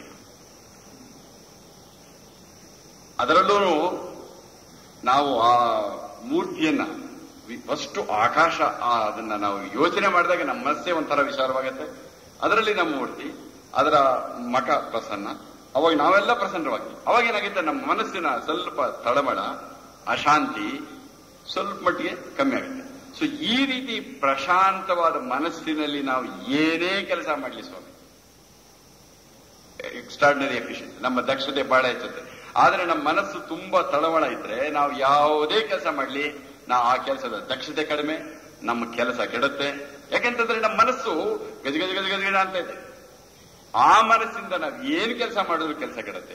ಅದೇ ಆ ಮನಸ್ಸನ್ನ ಸ್ವಲ್ಪ ಪ್ರಶಾಂತ, ನಾವೀಗ ಖರ್ಚು ಮಾಡಿದ ಎಷ್ಟು, ಸುಮಾರು 30 ಸೆಕೆಂಡ್. ಆ 30 ಸೆಕೆಂಡ್ ತಗೊಂಡು ಬಂದಿದ್ರಿಂದ ನೋಡಿ, ಈ ಪರಿಸ್ಥಿತಿನಲ್ಲಿ ನಾವು ಏನೇ ಕೆಲಸ ಮಾಡಲಿ ನಮ್ಮ ದಕ್ಷತೆ ಬಹಳ ಇಂಪ್ರೂವ್ ಆಗುತ್ತೆ. ಅದಕ್ಕೆ ನಾವು ಹೇಳೋದು, ಅದ್ ನೋಡಿ, ಇದು ಫಲಕಾರಿ ಆಯ್ತು. ಬರೀ ಗಂಟೆ ಹಿಡಿದು ಹಿಂಗಲ್ಲಾಡ್ತಿದ್ರೆ ಫಲಕಾರಿ ಆಗ್ಲಿಲ್ಲ. ಅದರಿಂದ ನಾವು ಈ ಪ್ರಾರ್ಥನೆ ಅನ್ನೋ ಒಂದು ವಿಧಿ ನಿಷ್ಪ್ರಯೋಜಕ, ಪರಿಣಾಮವಿಲ್ಲ ಅಂತ ತೆಗಳೋದು ಬೇಡ. ಆದ್ರೆ ನಾವು ಯಾಂತ್ರಿಕವಾಗಿ ಗಂಟೆ ಹೊಡೆದು ಮಂತ್ರ ಹೇಳಿದರೆ ಡೆಫಿನೆಟ್ ಅದು ಏನು ಫಲಕಾರಿ ಆಗೋದಿಲ್ಲ. ಆದ್ರಿಂದ ಇದನ್ನ ನಾವು ತಿಳ್ಕೋಬೇಕಾಗುತ್ತೆ. ಸೊ ಅದರ ಮಂತ್ರ ಯಾವಾಗ ನಾವು ಅರ್ಥ ಮಾಡಿ, ಶುಕ್ಲಾಂಬರಧರಂ ವಿಷ್ಣು ಶಿಶುವರ್ಣಂ ಚತುರ್ಭುಜಂ ಪ್ರಸನ್ನ ವದನಂ ಧ್ಯಾಯೇ ಸರ್ವ ವಿಘ್ನೋಪಶಾಂತಿ. ಸುಮ್ಮನೆ 2 ಲೈನಿನ ಮಂತ್ರ, ಅದು ನಮ್ಮನ್ನ ಬಹಳಷ್ಟು. ಅದರಿಂದ ಈ ಪ್ರಾರ್ಥನೆ ಮಹತ್ವ. ಅದ್ರ ಜೊತೆಗೆ ಏನ್ ಮಾಡ್ತೀವಿ ನಾವು, ಪ್ರಾರ್ಥನೆಯಲ್ಲಿ ನಮ್ಗಿಂತ ಒಂದು ದೊಡ್ಡದಾದ ಒಂದು ಶಕ್ತಿ ಇದೆ. ಆ ಶಕ್ತಿ ನಮ್ಮನ್ನು ಕಾಪಾಡಲಿ ಅಂತ ಪ್ರಾರ್ಥನೆ ಮಾಡ್ತೀವಿ. ಅವಾಗ ಏನಾಗುತ್ತೆ, ನಮ್ಮಲ್ಲಿರೋ ಒಂದ್ ಸ್ವಲ್ಪ ನಾನು ಮಾಡ್ತಾ ಇದ್ದೀನಿ ಅನ್ನೋದು ಹೊರಟೋಗುತ್ತೆ. ಯಾವಾಗ ನಾನು ಮಾಡ್ತಾ ಇದ್ದೀನಿ ಅನ್ನೋದು ಹೊರಟೋಗುತ್ತೆ, ನಮ್ಮ ದಕ್ಷತೆ ಸ್ವಲ್ಪ ಮಟ್ಟಿಗೆ ಹೆಚ್ಚಾಗತ್ತೆ. ಈವನ್ ಈ ಪ್ರಾರ್ಥನೆನ ಅಡಿಗೆ ಮಾಡೋಕ್ ಮುಂಚೆ ನೀವೇನಾದ್ರೂ ಶುಕ್ಲಾಂಬರದಂ ವಿಷ್ಣು ಶಿಶು ಪ್ರಸನ್ನೋದನಂ ಧ್ಯಾಯ ಮಾಡಿದರೆ ನಮ್ಮ ಅಡಿಗೆ ಚೆನ್ನಾಗಿ ಮಾಡ್ಬೋದು. ಡೌಟ್ ಏನಿಲ್ಲ, ಇದೇನು ಹೇಳ್ಬೋದು, ಏನ್ ಹಿಂಗೆ ಹೇಳ್ತಾ ಇದ್ರೆ ಹೌದು. ನೀವು ಯಾವ್ದಾವ್ದೋ ಒಂದು ಪುಸ್ತಕ ಓದ್ಬೇಕು ಅಂತ ತಗೊಂತೀರಾ, ದಡ ದಡ ದಡ ದಡ ಅಂತ ಪುಸ್ತಕ ತಗೊಂಡು ಹಿಂಗೆ ನೋಡಿದ್ರೆ ಫೇಲ್ಯೂರ್ ಆಗತ್ತೆ. ಆದ್ರೆ ಈ ಪ್ರಾರ್ಥನೆ ಮಾಡಿ ನಂತರ ಪುಸ್ತಕ ಹಿಡಿ ಅನುಭವಿಸಿದ್ರು. ಯಾಕೆ ಕೆಲವರು ಈ ಪರೀಕ್ಷೆಗೆ ಹೋಗ್ತಾರೆ ಮಕ್ಕಳು, ಪರೀಕ್ಷೆಗೆ ಹೋದ ತಕ್ಷಣ ಅವರು ಕ್ವಶನ್ ಪೇಪರ್ ಕೊಟ್ಟ ತಕ್ಷಣ ಥಟ್ ಅಂತ ಹಿಂಗೆ ತೆಗೆದು ಹಿಂಗೆ ನೋಡ್ಬಿಡ್ತಾರೆ. ಬಹಳಷ್ಟು ನಾವು ನೋಡಿದೀವಿ. ಅವ್ರು ಏನಾಗುತ್ತೆ, ಫುಲ್ಲು ಯಾವುದೋ ಒಂದು ಕೇಸ್ನಲ್ಲಿ ಒಳ್ಳೆ ಫಸ್ಟ್ ರ್ಯಾಂಕ್ ಸ್ಟೂಡೆಂಟು, ಅವನ ಮನಸ್ಸು ಏನು ರ್ಯಾಂಕ್ ಅಂತ ಇತ್ತು. ಆಮೇಲೆ ಈ ಪೇಪರ್ ನೋಡ್ದ, ಓಹೋ ಸ್ವಾಮಿ, ಅವನ ತಲೆ ಮೇಲೆ ಕೂತ್ಕೊಂಡ ಸುಸ್ತಾಗ್ಬಿಟ್ಟು ಆಲ್ಮೋಸ್ಟ್ ಅವನ ಇದೇ ಹೊರಟೋಯ್ತು, ಪ್ರಜ್ಞೆನೇ ಹೊರಟೋಯ್ತು. ಆಮೇಲೆ ಪಕ್ಕದಲ್ಲಿ ಇನ್ವಿಜಿಲೇಟರ್ ಬಂದು ಅವನಿಗೊಂದು ಸ್ವಲ್ಪ ನೀರು ಕೊಟ್ಟು, ಯಾಕೆ ಹಿಂಗ ಹೋದ್ ಸ್ವಾಮಿ, ಇಷ್ಟೊಂದು ಕ್ವಶನ್ ಕೇಳ್ಬಿಟ್ಟಿದ್ದಾರೆ, ನನಗೆ ಬರೋದೇ ಇಲ್ಲ. ಆಮೇಲೆ ಸ್ವಲ್ಪ ನೋಡು, ಸ್ವಲ್ಪ ನೀರು ಕುಡಿ ನೋಡಿದ್ರೆ ಅಲ್ಲಿ ಏನಿಲ್ಲ, 12-13 ಕ್ವಶನ್ ಇದೆ, ಇದರಲ್ಲಿ ನೀನು ಆನ್ಸರ್ ಮಾಡಬೇಕಾಗಿದ್ದು ಬರೀ 5. ಅವ್ನು ಫಸ್ಟ್ ಕ್ಲಾಸ್ಗೆ ಮನಸ್ಸು ಯಾವಾಗ ಪ್ರಶಾಂತ ಆಯ್ತು ಅವನು ಫಸ್ಟ್ ಕ್ಲಾಸ್ ಮಾಡಕ್ ಶುರು ಮಾಡಿದ. ಆದ್ರಿಂದ ಇದು ಒಂದು ಈ ವಿಧಿ, ನಾವು ಪ್ರಾರ್ಥನೆ ವಿಧಿನ ಯಾವುದೇ ಕೆಲಸ ನಾವು ಮಾಡ್ತಾ ಇದೀವಿ ಯಾಂತ್ರಿಕವಾಗಿ ಮಾಡಿದ್ರೆ ಪ್ರಯೋಜನವಿಲ್ಲ. ಆದ್ರೆ ನಾವು ಅದನ್ನು ಅರ್ಥಪೂರ್ಣವಾಗಿ ನಮ್ಮ ಮನಸ್ಸನ್ನು ಶಾಂತಗೊಳಿಸೋದಕ್ಕಾಗಿ ಮಾಡಿದ್ರೆ ಡೆಫಿನೆಟ್ ಯಾವುದೇ ಕಾರ್ಯಕ್ರಮ ಇರಲಿ ಸಕ್ಸಸ್ ಆಗುತ್ತೆ.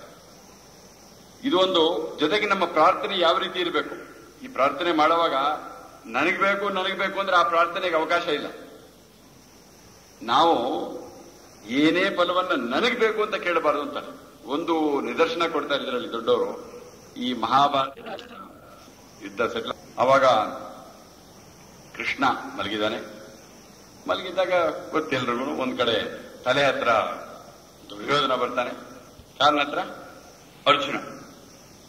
ಅವನು ಮಧ್ಯದ ಮಲಗಿದ್ದ. ಎಚ್ಚರವಾದ್ಮೇಲೆ ಫಸ್ಟ್ ಅವನು ಕೇಳೋದು ಕಾಲ ಹತ್ರ ಇದ್ದ ಅರ್ಜುನ. ಆಗಲೇ ದುರ್ಯೋಧನಿಗೆ ಸ್ವಲ್ಪ ಕೋಪ.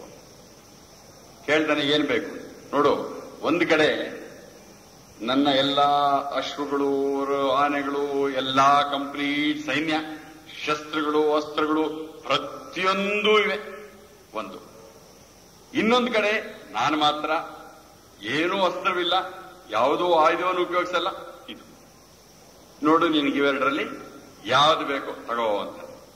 ಅರ್ಜುನ ನಮ್ಗೆಲ್ಲ ಗೊತ್ತೇನ್ ತಗೊಳ್ತಾನೆ, ಏನ್ ಬೇಕಪ್ಪ, ಆ ಅಸ್ತ್ರಗಳು ಬೇಡ, ಆ ಸೇನೆಗಳು ಬೇಡ, ಯಾವುದು ಬೇಡ, ಒಬ್ಬನೇ ಒಬ್ಬ ನಿರಸ್ತ್ರ ನೀನಿದ್ರೆ ಸಾಕು. ಇವನು ದುರ್ಯೋಧನ ನಗ್ತಾ ಇರ್ತಾನೆ, ಹುಚ್ಚ ಇವನು, ಇವನಿಗೊಂದು ಚೂರುನು ತಲೆನೇ ಇಲ್ಲ, ಇವನು ಡೆಫಿನೆಟ್ ಆಗಿ ಯುದ್ಧದಲ್ಲಿ ಸೋಲೋದು ಖಂಡಿತ. ಇಷ್ಟು ಫಸ್ಟ್ ಏನೋ ನಂಗೆ ಚಾಯ್ಸ್ ಕೊಟ್ಟಿದ್ರೆ ತಗೊಂತಾ ಇದ್ದೆ, ಅವನೆಲ್ಲಿ ಮೊದಲು ತಗೊಂಡ್ಬಿಡ್ತಾನೋ ಅಂತ ಇದ್ದೆ. ಸದ್ಯ ಒಳ್ಳೇದಾಯ್ತು, ಅವನು ತಗೊಂಡ. ಆಮೇಲೆ ನಮ್ಗೆ ಗೊತ್ತು ಫೈನಲ್ ಆಗಿ ಏನಾಯ್ತು, ಅರ್ಜುನ ಗೆದ್ದ, ದುರ್ಯೋಧನ ಸೋತ. ನಮ್ಮಲ್ಲಿ ನಡೀತಾ ಇರೋದು ಹೀಗೆ ಸ್ವಾಮಿ. ಏನಂದ್ರೆ ನಾವು 2 ಚಾಯ್ಸ್ ಇದೆ ನಮಗೆ. ಒಂದು, ದೇವರು ಕೊಡುವ ವಸ್ತುಗಳು ಏನು ಕಾಮಿನಿ ಕಾಂಚನ ಅಂತ ಏನ್ ಹೇಳ್ತಾರೆ, ವಸ್ತು ವಾಹನಾದಿಗಳು, ಎಲ್ಲ ಸಕಲ ಐಶ್ವರ್ಯಗಳು, ಎಲ್ಲ ಇಂದ್ರಿಯ ಭೋಗ ವಸ್ತುಗಳು, ಅದು ಬೇಕಾ, ಇಲ್ಲ ದೇವರು ಬೇಕಾ? ನಾವು ಆ ದುರ್ಯೋಧನ ತರ ಹೋಗ್ತೀವಿ ಅಲ್ಲಿಗೆ. ನನಗೆ ಈ ಇಂದ್ರಿಯ ಭೋಗಗಳು ವಸ್ತು ಬೇಕು, ಆ ವಸ್ತು ಬೇಕು, ಈ ವಸ್ತು ಬೇಕು, ನನಗೆ ಈ ಪ್ರಪಂಚದ ಎಲ್ಲ ಐಶ್ವರ್ಯಗಳು ಬೇಕು ಅಂತ ಹೋಗ್ತೀವಿ. ಕಡೆಗೆ ನಾವು ದುರ್ಯೋಧನ ರೀತಿ ಬದಲಾಡಿ ಹೋಗ್ತೀವಿ. ಆದ್ರಿಂದ ನಮ್ಮ ಪ್ರಾರ್ಥನೆ, ನಮ್ಮ ಬ್ರಹ್ಮಾಜಿಯವರು ಫುಲ್ಲು ಮುಕುಂದಮಾಲನೆ ಹೇಳಿದ್ದೆ ಮೊದಲಿಂದ ಕೊಡೋರ್ಗು ಅದೇ ಹಾಗೆ. ನಮ್ಮ ಪ್ರಾರ್ಥನೆ ಹೇಗಿರ್ಬೇಕಂತಂದ್ರೆ, ನನಗೆ ನೀನು ಕೊಡುವ ವಸ್ತುಗಳು ಬೇಡ, ನಾಸ್ತಾಧರ್ಮೆ ನವಸುನಜೆಗೆ ನೈವ ಕಾಮೋಪಭೋಗಿ, ನನಗೆ ನೀನು ಕೊಡೋದು ಏನೂ ಬೇಕಿಲ್ಲ, ನನಗೆ ಬೇಕಾದ್ದು ನೀನು. ಯಾಕಂತಂದ್ರೆ ಈ ವಸ್ತುಗಳನ್ನ ತಗೊಳ್ಳೋದ್ರಿಂದ ನನಗೆ ಆನಂದ ಸಿಗತ್ತೆ ಅನ್ಕೊಂಡಿದ್ದೀನಿ, ಬಟ್ ಸರಿಯಾಗಿ ನೋಡಿದ್ರೆ ಸಿಗೋದಿಲ್ಲ. ಇದು ಸಮಥಿಂಗ್ ಲೈಕ್ ಈ ಹೈಯರ್ ಡಿಸೈರ್ ಅಂತ. ಯಾಕೆಂತಂದ್ರೆ ನಾವು ಕೇಳಿದ್ರೆ ಸರಿಯಾಗಿ. ಬಂಧುಗಳಿಗೆ ಎಲ್ರಿಗೂ ನಮಸ್ಕಾರ. ಈ ಕಾರ್ಯಕ್ರಮವನ್ನ ನಾವು ಒಂದು ಪ್ರಾರ್ಥನೆಯೊಂದಿಗೆ ಆರಂಭ ಮಾಡುವ. ಆದರೆ ಈ ಪ್ರಾರ್ಥನೆ ಸಾಮೂಹಿಕವಾಗಿ ಮಾಡುವ. ನಾವು ಮೊದಲೆಲ್ಲ 3 ಓಂ ಉಚ್ಚಾರ ಮಾಡೋಣ. ನಂತರ ಸಹನಾ ಓದು, ಶಾಂತಿ ಮಂತ್ರ, ನಂತರ ಗುರುಸ್ತೋತ್ರಗಳು 3, ಅಖಂಡ ಮಂಡಲಾಕಾರಂ, ಗುರು ಬ್ರಹ್ಮ ತ್ವಮೇವ ಮಾತಾ. ಈ 3 ಗುರುಸ್ತೋತ್ರಗಳಾದ್ಮೇಲೆ ಕಳೆದಾಗ ನೆಕ್ಸ್ಟ್ ನಾವು ಶುಕ್ಲಾಂಬರಧರಂ ವಿಷ್ಣು, ಈ ಇದರಲ್ಲಿ ಎಲ್ಲರೂ ಸಾಮೂಹಿಕವಾಗಿ ತೆಗೆದುಕೊಟ್ಟು ಎಲ್ಲರಿಗೂ ಈ ಮಂತ್ರ ಶ್ಲೋಕ ಎಲ್ರಿಗೂ ಪರಿಚಯವಾಗಿದೆ. ಎಲ್ಲ ಗೊತ್ತಿದ್ದವರೆಲ್ಲ ದಯವಿಟ್ಟು ಜೊತೆಗೆ ಕೋರಸ್ನಲ್ಲಿ ಹೇಳಿ ಸಾಮೂಹಿಕವಾಗಿ. ಆಮೇಲೆ ಮತ್ತೊಂದು ಪ್ರಾರ್ಥನೆ, ಈ ಮಂತ್ರವನ್ನ ನಾವು ಉಚ್ಚಾರ ಮಾಡುವಾಗ ಎಲ್ಲ ಕಣ್ಣು ಮುಚ್ಕೊಂಡು ಹೇಳೋದು ಮಾತ್ರ ಅಲ್ಲ, ಬಹಳಷ್ಟು ಜನಕ್ಕೆ ಈ ಶ್ಲೋಕಗಳ ಅರ್ಥ ಗೊತ್ತಿದೆ.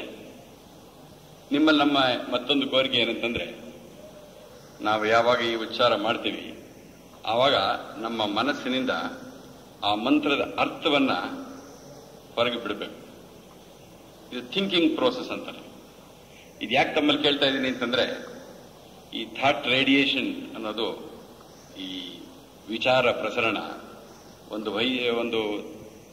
ವಿಜ್ಞಾನದಿಂದ ಚೆನ್ನಾಗಿ ಸರಿ ಇದು ಪ್ರೂವ್ ಆಗಿದೆ, ಸಾಬೀತಾಗಿದೆ. ನಾವು ಒಂದು ಗುಂಪಿನಲ್ಲಿ ಒಂದೇ ಟೈಮಲ್ಲಿ ಒಂದೇ ಯೋಚನೆ ಇದ್ದರೆ ಅದು ಈ ಜಾಗದಲ್ಲಿ ಕೂಡಿದ್ರು ಉಳಿದವ್ರ ಮೇಲೂ ಬಹಳಷ್ಟು ಪರಿಣಾಮ ಮಾಡುತ್ತೆ. ಇದಕ್ಕೇನಂತಾರೆ ಥಾಟ್ ರೇಡಿಯೇಷನ್ ಅಥವಾ ವಿಚಾರ ಪ್ರಸರಣ. ಸೊ ಈ ಪರಿಣಾಮ ಎಲ್ಲರ ಮೇಲೂ ಬೀರ್ಲಿ ಅಂತ ಅಂದ್ಬಿಟ್ಟು ಈ ಉದ್ದೇಶ. ಎಲ್ರಿಗೂ ಗೊತ್ತು, ಈ ಒಂದು ಸಹನ ಹೋತು ಅಂತಂದ್ರೆ ದೇವರು ಎಲ್ಲರೂ ನಮ್ಮನ್ನ ಕಾಪಾಡಲಿ. ನಮ್ಮನ್ನ ನಾವು ಹೇಳೋದು ಬರೀ ನಾನು ಮಾತ್ರ ಅಂತಲ್ಲ, ನಾವು ಈ ಅಧ್ಯಯನದಲ್ಲಿ ಚೆನ್ನಾಗಿ ಮುಂದುವರಿಲಿ. ನಮಗೆ ವೀರ್ಯ ಅಂದ್ರೆ ಶಕ್ತಿ ಬರಲಿ. ಶಕ್ತಿ ಅಂತಂದ್ರೆ ಒಳಗೆ ಆಂತರಿಕ ಶಕ್ತಿ ಬರಲಿ. ನಮ್ಮಲ್ಲಿ ತೇಜಸ್ವಿನಾವಧಿ, ನಮ್ಮಲ್ಲಿ ತೇಜಸ್ಸು ಬರಲಿ. ಮತ್ತೆ ನಾವು ಯಾರು ಒಬ್ರಿಗೊಬ್ಬರು ದ್ವೇಷ ಮಾಡದೇ ಇರಲಿ. ಇದು ಸಹನಾ ಹೊರತು ಮತ್ತೆ ತಮ್ಮ ಎಲ್ರಿಗೂ ಗೊತ್ತಿದ್ವಿ. ಆಮೇಲೆ ಅಖಂಡ ಮಂಡಲಾಕಾರದಲ್ಲಿ ನಾವು ಅದನ್ನ ಶ್ಲೋಕವನ್ನು ಉಚ್ಚಾರ ಮಾಡುವಾಗ ನಾವೇನು ನೋಡ್ಬೇಕಂತಂದ್ರೆ, ಈ ಸಂಪೂರ್ಣ ಈ ಮಂಡಲವನ್ನ, ಈ ಅನಿಮೇಟ್ ಅಂಡ್ ಇನ್ಅನಿಮೇಟ್ ಏನಿದೆ ಪ್ರತಿಯೊಂದರಲ್ಲೂ ಒಂದು ದೇವಾಂಶ ಇದೆ. ಆ ದೇವಾಂಶವನ್ನ ನಮಗೆ ತೋರಿಸ್ಕೊಟ್ಟವರಿಗೆ ಒಂದೇ. ಅಂದ್ರೆ ನಾವು ಆ ಟೈಮ್ನಲ್ಲಿ ಆ ಮನಸ್ಸಿನಲ್ಲಿ ಆ ದೇವಾಂಶದ ಜ್ಞಾಪಕ ಬರಬೇಕು. ಅಖಂಡ ಮಂಡಲಾಕಾರ ಮೇಲೆ ಆಮೇಲೆ ಗುರು ಬ್ರಹ್ಮ ಗುರು ವಿಷ್ಣು ನಮ್ಮೆಲ್ಲರಿಗೂ ಚೆನ್ನಾಗಿ ಗೊತ್ತು. ಆಮೇಲೆ ನೆಕ್ಸ್ಟ್ ತ್ವಮೇವ ಮಾತಾ ಅಂತ ಹೇಳುವಾಗ ನಾವೇನು ಹೇಳ್ತೀವಿ? ನೀನೇ ತಾಯಿ, ನೀನೇ ತಂದೆ, ನೀನೇ ಗುರು, ನೀನೇ ನನಗೆ ಎಲ್ಲ ಹೊರಗಿನ ಪ್ರಾಪಂಚಿಕ ವಿದ್ಯೆ ಮತ್ತು ಆತ್ಮವಿದ್ಯೆ ಎಲ್ಲವನ್ನೂ ಕೊಟ್ಟವರು, ನಿನಗೆ ನಮಸ್ಕಾರ ಅಂತ ಹೇಳ್ತೀವಿ. ಶುಕ್ಲಾಂಬರಧರಂ ನಮಗೆಲ್ಲ ಗೊತ್ತಿದೆ. ಸೊ ನಾವೆಲ್ಲ ಒಟ್ಟಿಗೆ we will take it in chorus. ಮೊದಲು 3 ಓಂಕಾರ, ನಂತರ ಸಹನಾವತು, ಆಮೇಲೆ ಗುರುಸ್ತೋತ್ರ, ಕಡೆಯಲ್ಲಿ ಶುಕ್ಲಾಂಬರಧರಂ. ದಯವಿಟ್ಟು ಸಹಕರಿಸಿ ಶುರು ಮಾಡುವ.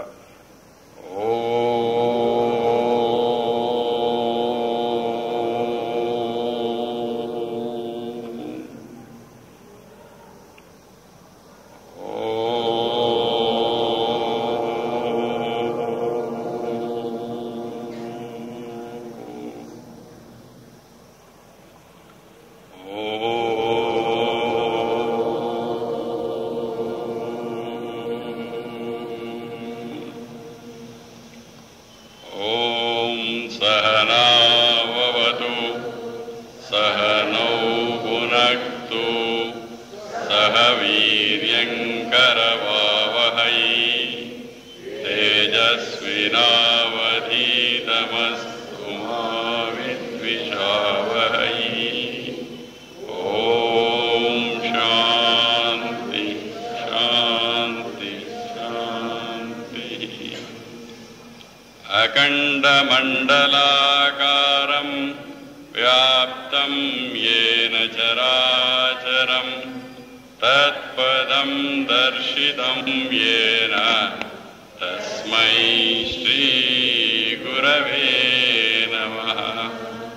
गुरुर्ब्रह्मा गुरुर्विष्णुः गुरुर्देवो महेश्वरः गुरुरेव परं ब्रह्म तस्मै श्रीगुरवे नमः। त्वमेव माता च पिता त्वमेव सखा त्वमेव त्वमेव विद्या द्रविणं त्वमेव त्वमेव सर्वं मम देव देव त्वमेव सर्वं मम देव देव शुक्लाम्बरधरं विष्णुं शशिवर्णं चतुर्भुजं प्रसन्नवदनं ध्याये सर्वविघ्नोपशान्तये. ಮೊಟ್ಟ ಮೊದಲು ಪರಮ ಪೂಜ್ಯ ಗುರುದೇವ ಸ್ವಾಮಿ ಚಿನ್ಮಯಾನಂದರಿಗೆ, ಮತ್ತೆ ನಮ್ಮ ಪೂಜ್ಯ ಸ್ವಾಮಿ ಬ್ರಹ್ಮಾನಂದರಿಗೆ, ಮತ್ತೆ ಇನ್ನಿತರ ಗುರುಪರಗೆ, ಮತ್ತೆ ಇಲ್ಲಿ ಸೇರಿರ್ತಕ್ಕಂಥ ದೊಡ್ಡವರಿಗೆಲ್ಲ, ಚಿಕ್ಕವರಿಗೆ, ನಮ್ಮ ಬಂಧುಗಳಿಗೆ ಎಲ್ಲರಿಗೂ ಸಪ್ರೇಮ ಪ್ರಣಾಮಗಳು. ನಾನು ಮಾತಾಡಬೇಕು ಅಂತ ನಮ್ಮ ಪೂಜ್ಯ ಸಮಾಜ ಬ್ರಹ್ಮಾನಂದ ಅವರು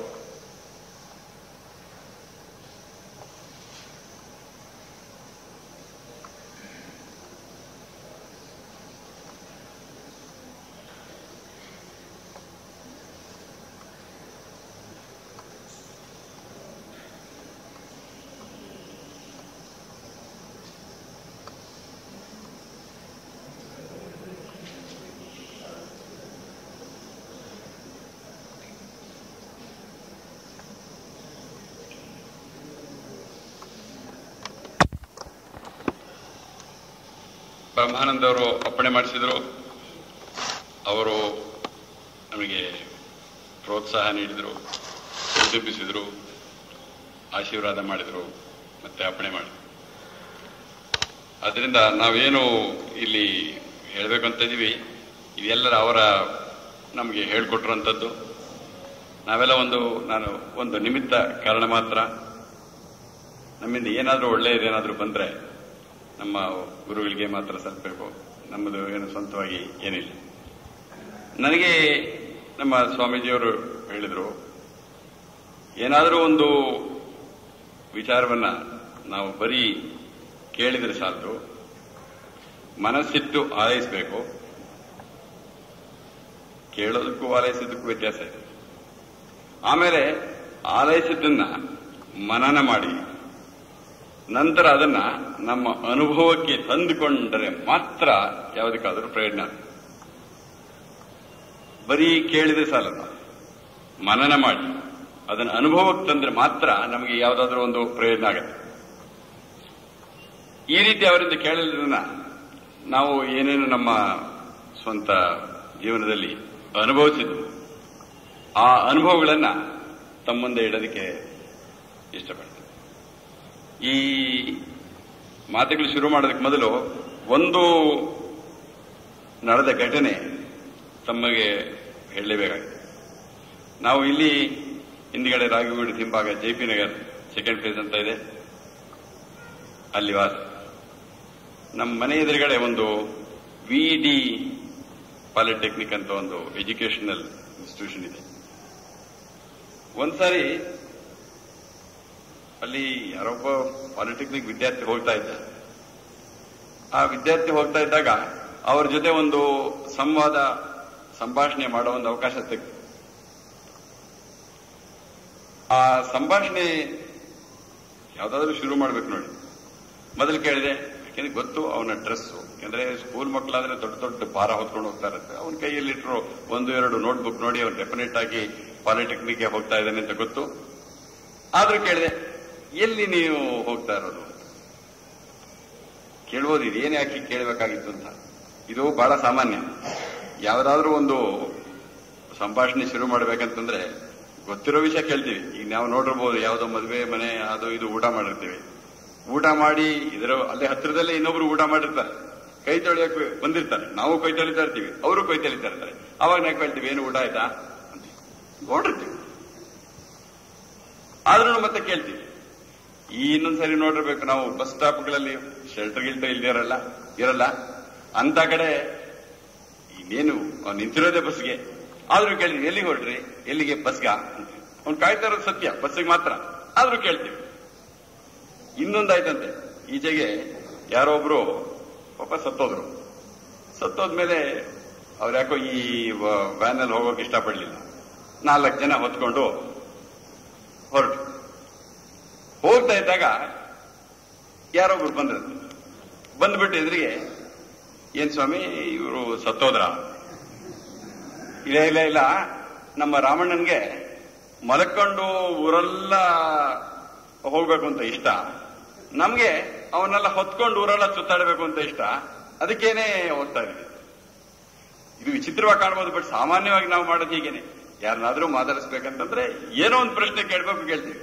ಸೊ ಈ ರೀತಿ ನಾನು ಕೇಳಿದೆ ಅವನಿಗೆ, ಎಲ್ಲಿಗಪ್ಪ ಹೋಗ್ತಾ ಇದ್ದೆ? ಅವನು ಹೇಳ್ತಾ ಇದೆ, ಈ ಪಾಲಿಟೆಕ್ನಿಕ್. ಯಾತಕ್ಕೆ ಅಂದ್ರೆ ಓದೋದಕ್ಕೆ.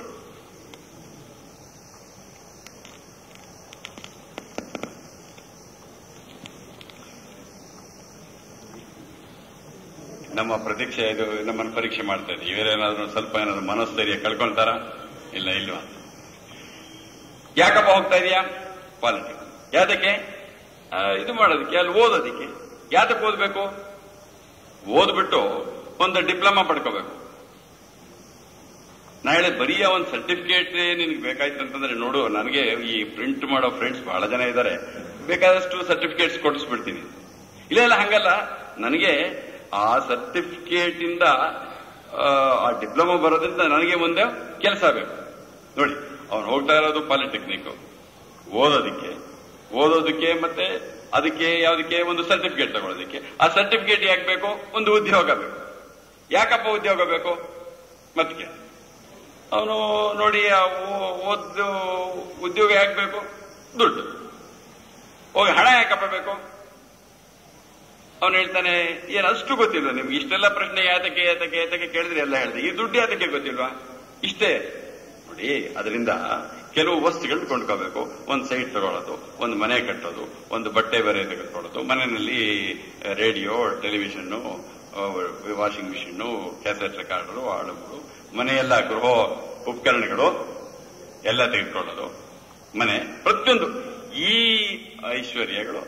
ಮತ್ತೆ ಕೆಲವು ನನ್ನ ಇಂದ್ರಿಯ ಭೋಗಕ್ಕೆ ಬೇಕಾದ ವಸ್ತುಗಳನ್ನೆಲ್ಲ ಕೊಂಡ್ಕೋಬೇಕು ಅಂತ ಅವನು ಸಮ್ಮರಿಯಾಗಿ ಹೇಳಿ, ಅವನು ಲಿಸ್ಟ್ ಹೇಳಿದ್ರೆ ಅದು 2 ಇತ್ತು.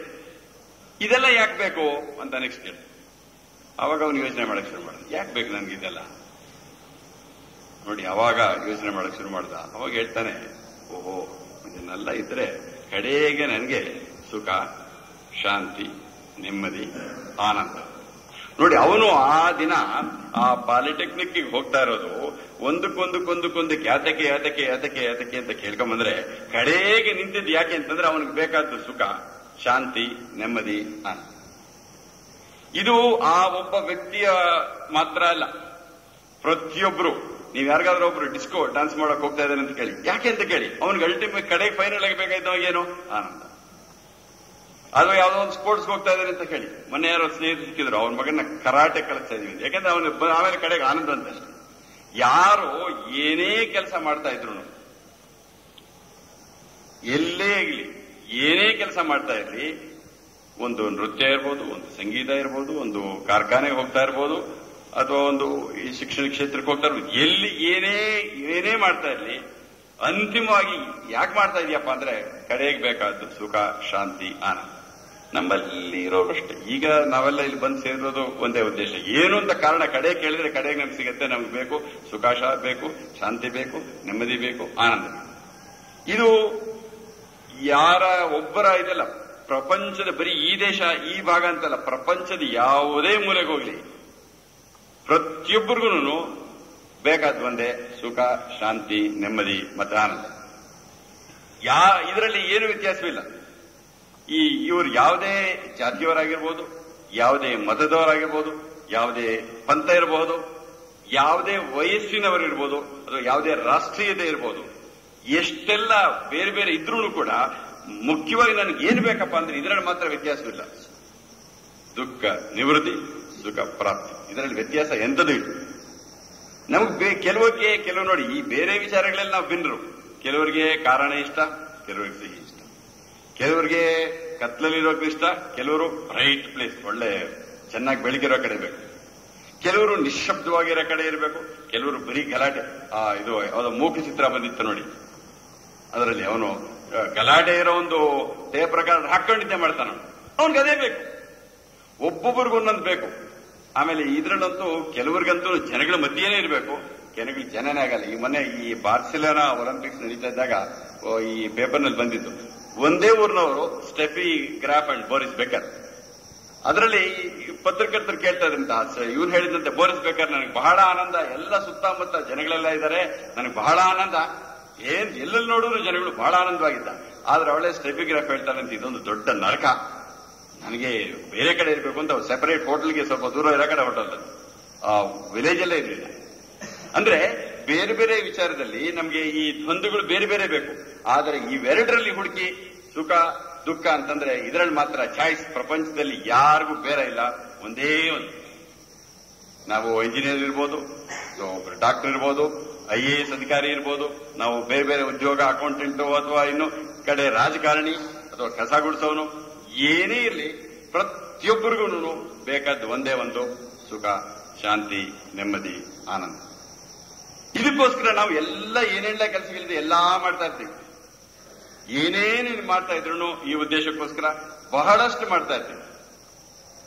ಆದ್ರೆ ಈ ದಿಶೆನಲ್ಲೇ ನಾವು ಎಲ್ಲ ಹೊರಗಡೆ ನಾವು ಏನೇನು ಮಾಡ್ತೀವಿ, ನಮಗೆ ಈ ಬೇಕಾದಷ್ಟು ಐಶ್ವರ್ಯ ಬೇಕು, ಬೇಕಾದಷ್ಟು ನಮ್ಮ ಇಂದ್ರಿಯ ಭೋಗ ವಸ್ತುಗಳು ಬೇಕು ಅಂತ ಹುಡ್ಕೊಂಡು ಹೋಗ್ತೀವಿ. ನಾವು ಅನ್ಕೊಳ್ಳೋದೇನೋ ಅದರಿಂದ ನಮಗೆ ಸುಖ, ಶಾಂತಿ, ನೆಮ್ಮದಿ ಸಿಗುತ್ತೆ. ನಮ್ಗದು ಅರ್ಥವಾಗಲ್ಲ. ಈಗ ಸರಿ ಏನಾದ್ರೂ ದುಡ್ಡಿನಿಂದ ಏನಾದ್ರೂ ನಮ್ಗೆ ಈ ಸುಖ, ಶಾಂತಿ, ನೆಮ್ಮದಿ ಸಿಗಬೇಕಾಗಿದ್ರೆ ಸಾಮಾನ್ಯವಾಗಿ ಒಂದು ತಿಂಗಳಿಗೆ 1,000 ರೂಪಾಯಿ ಬರೋನಿಗೆ 10% ಸುಖ, 2,000 ರೂಪಾಯಿ ತಿಂಗಳ ಬರೋನಿಗೆ 2,000 20% ಅಥವಾ 3,000 30%, ಅಥವಾ 4,000 ಸಂಬಳ ಇದೆ 40%. ಹೀಗೆ ಸುಮಾರು ತಿಂಗಳಿಗೆ 10,000 ಇದ್ರೆ 100% ಸುಖ ಸಿಗಬೇಕಾಗಿದೆ.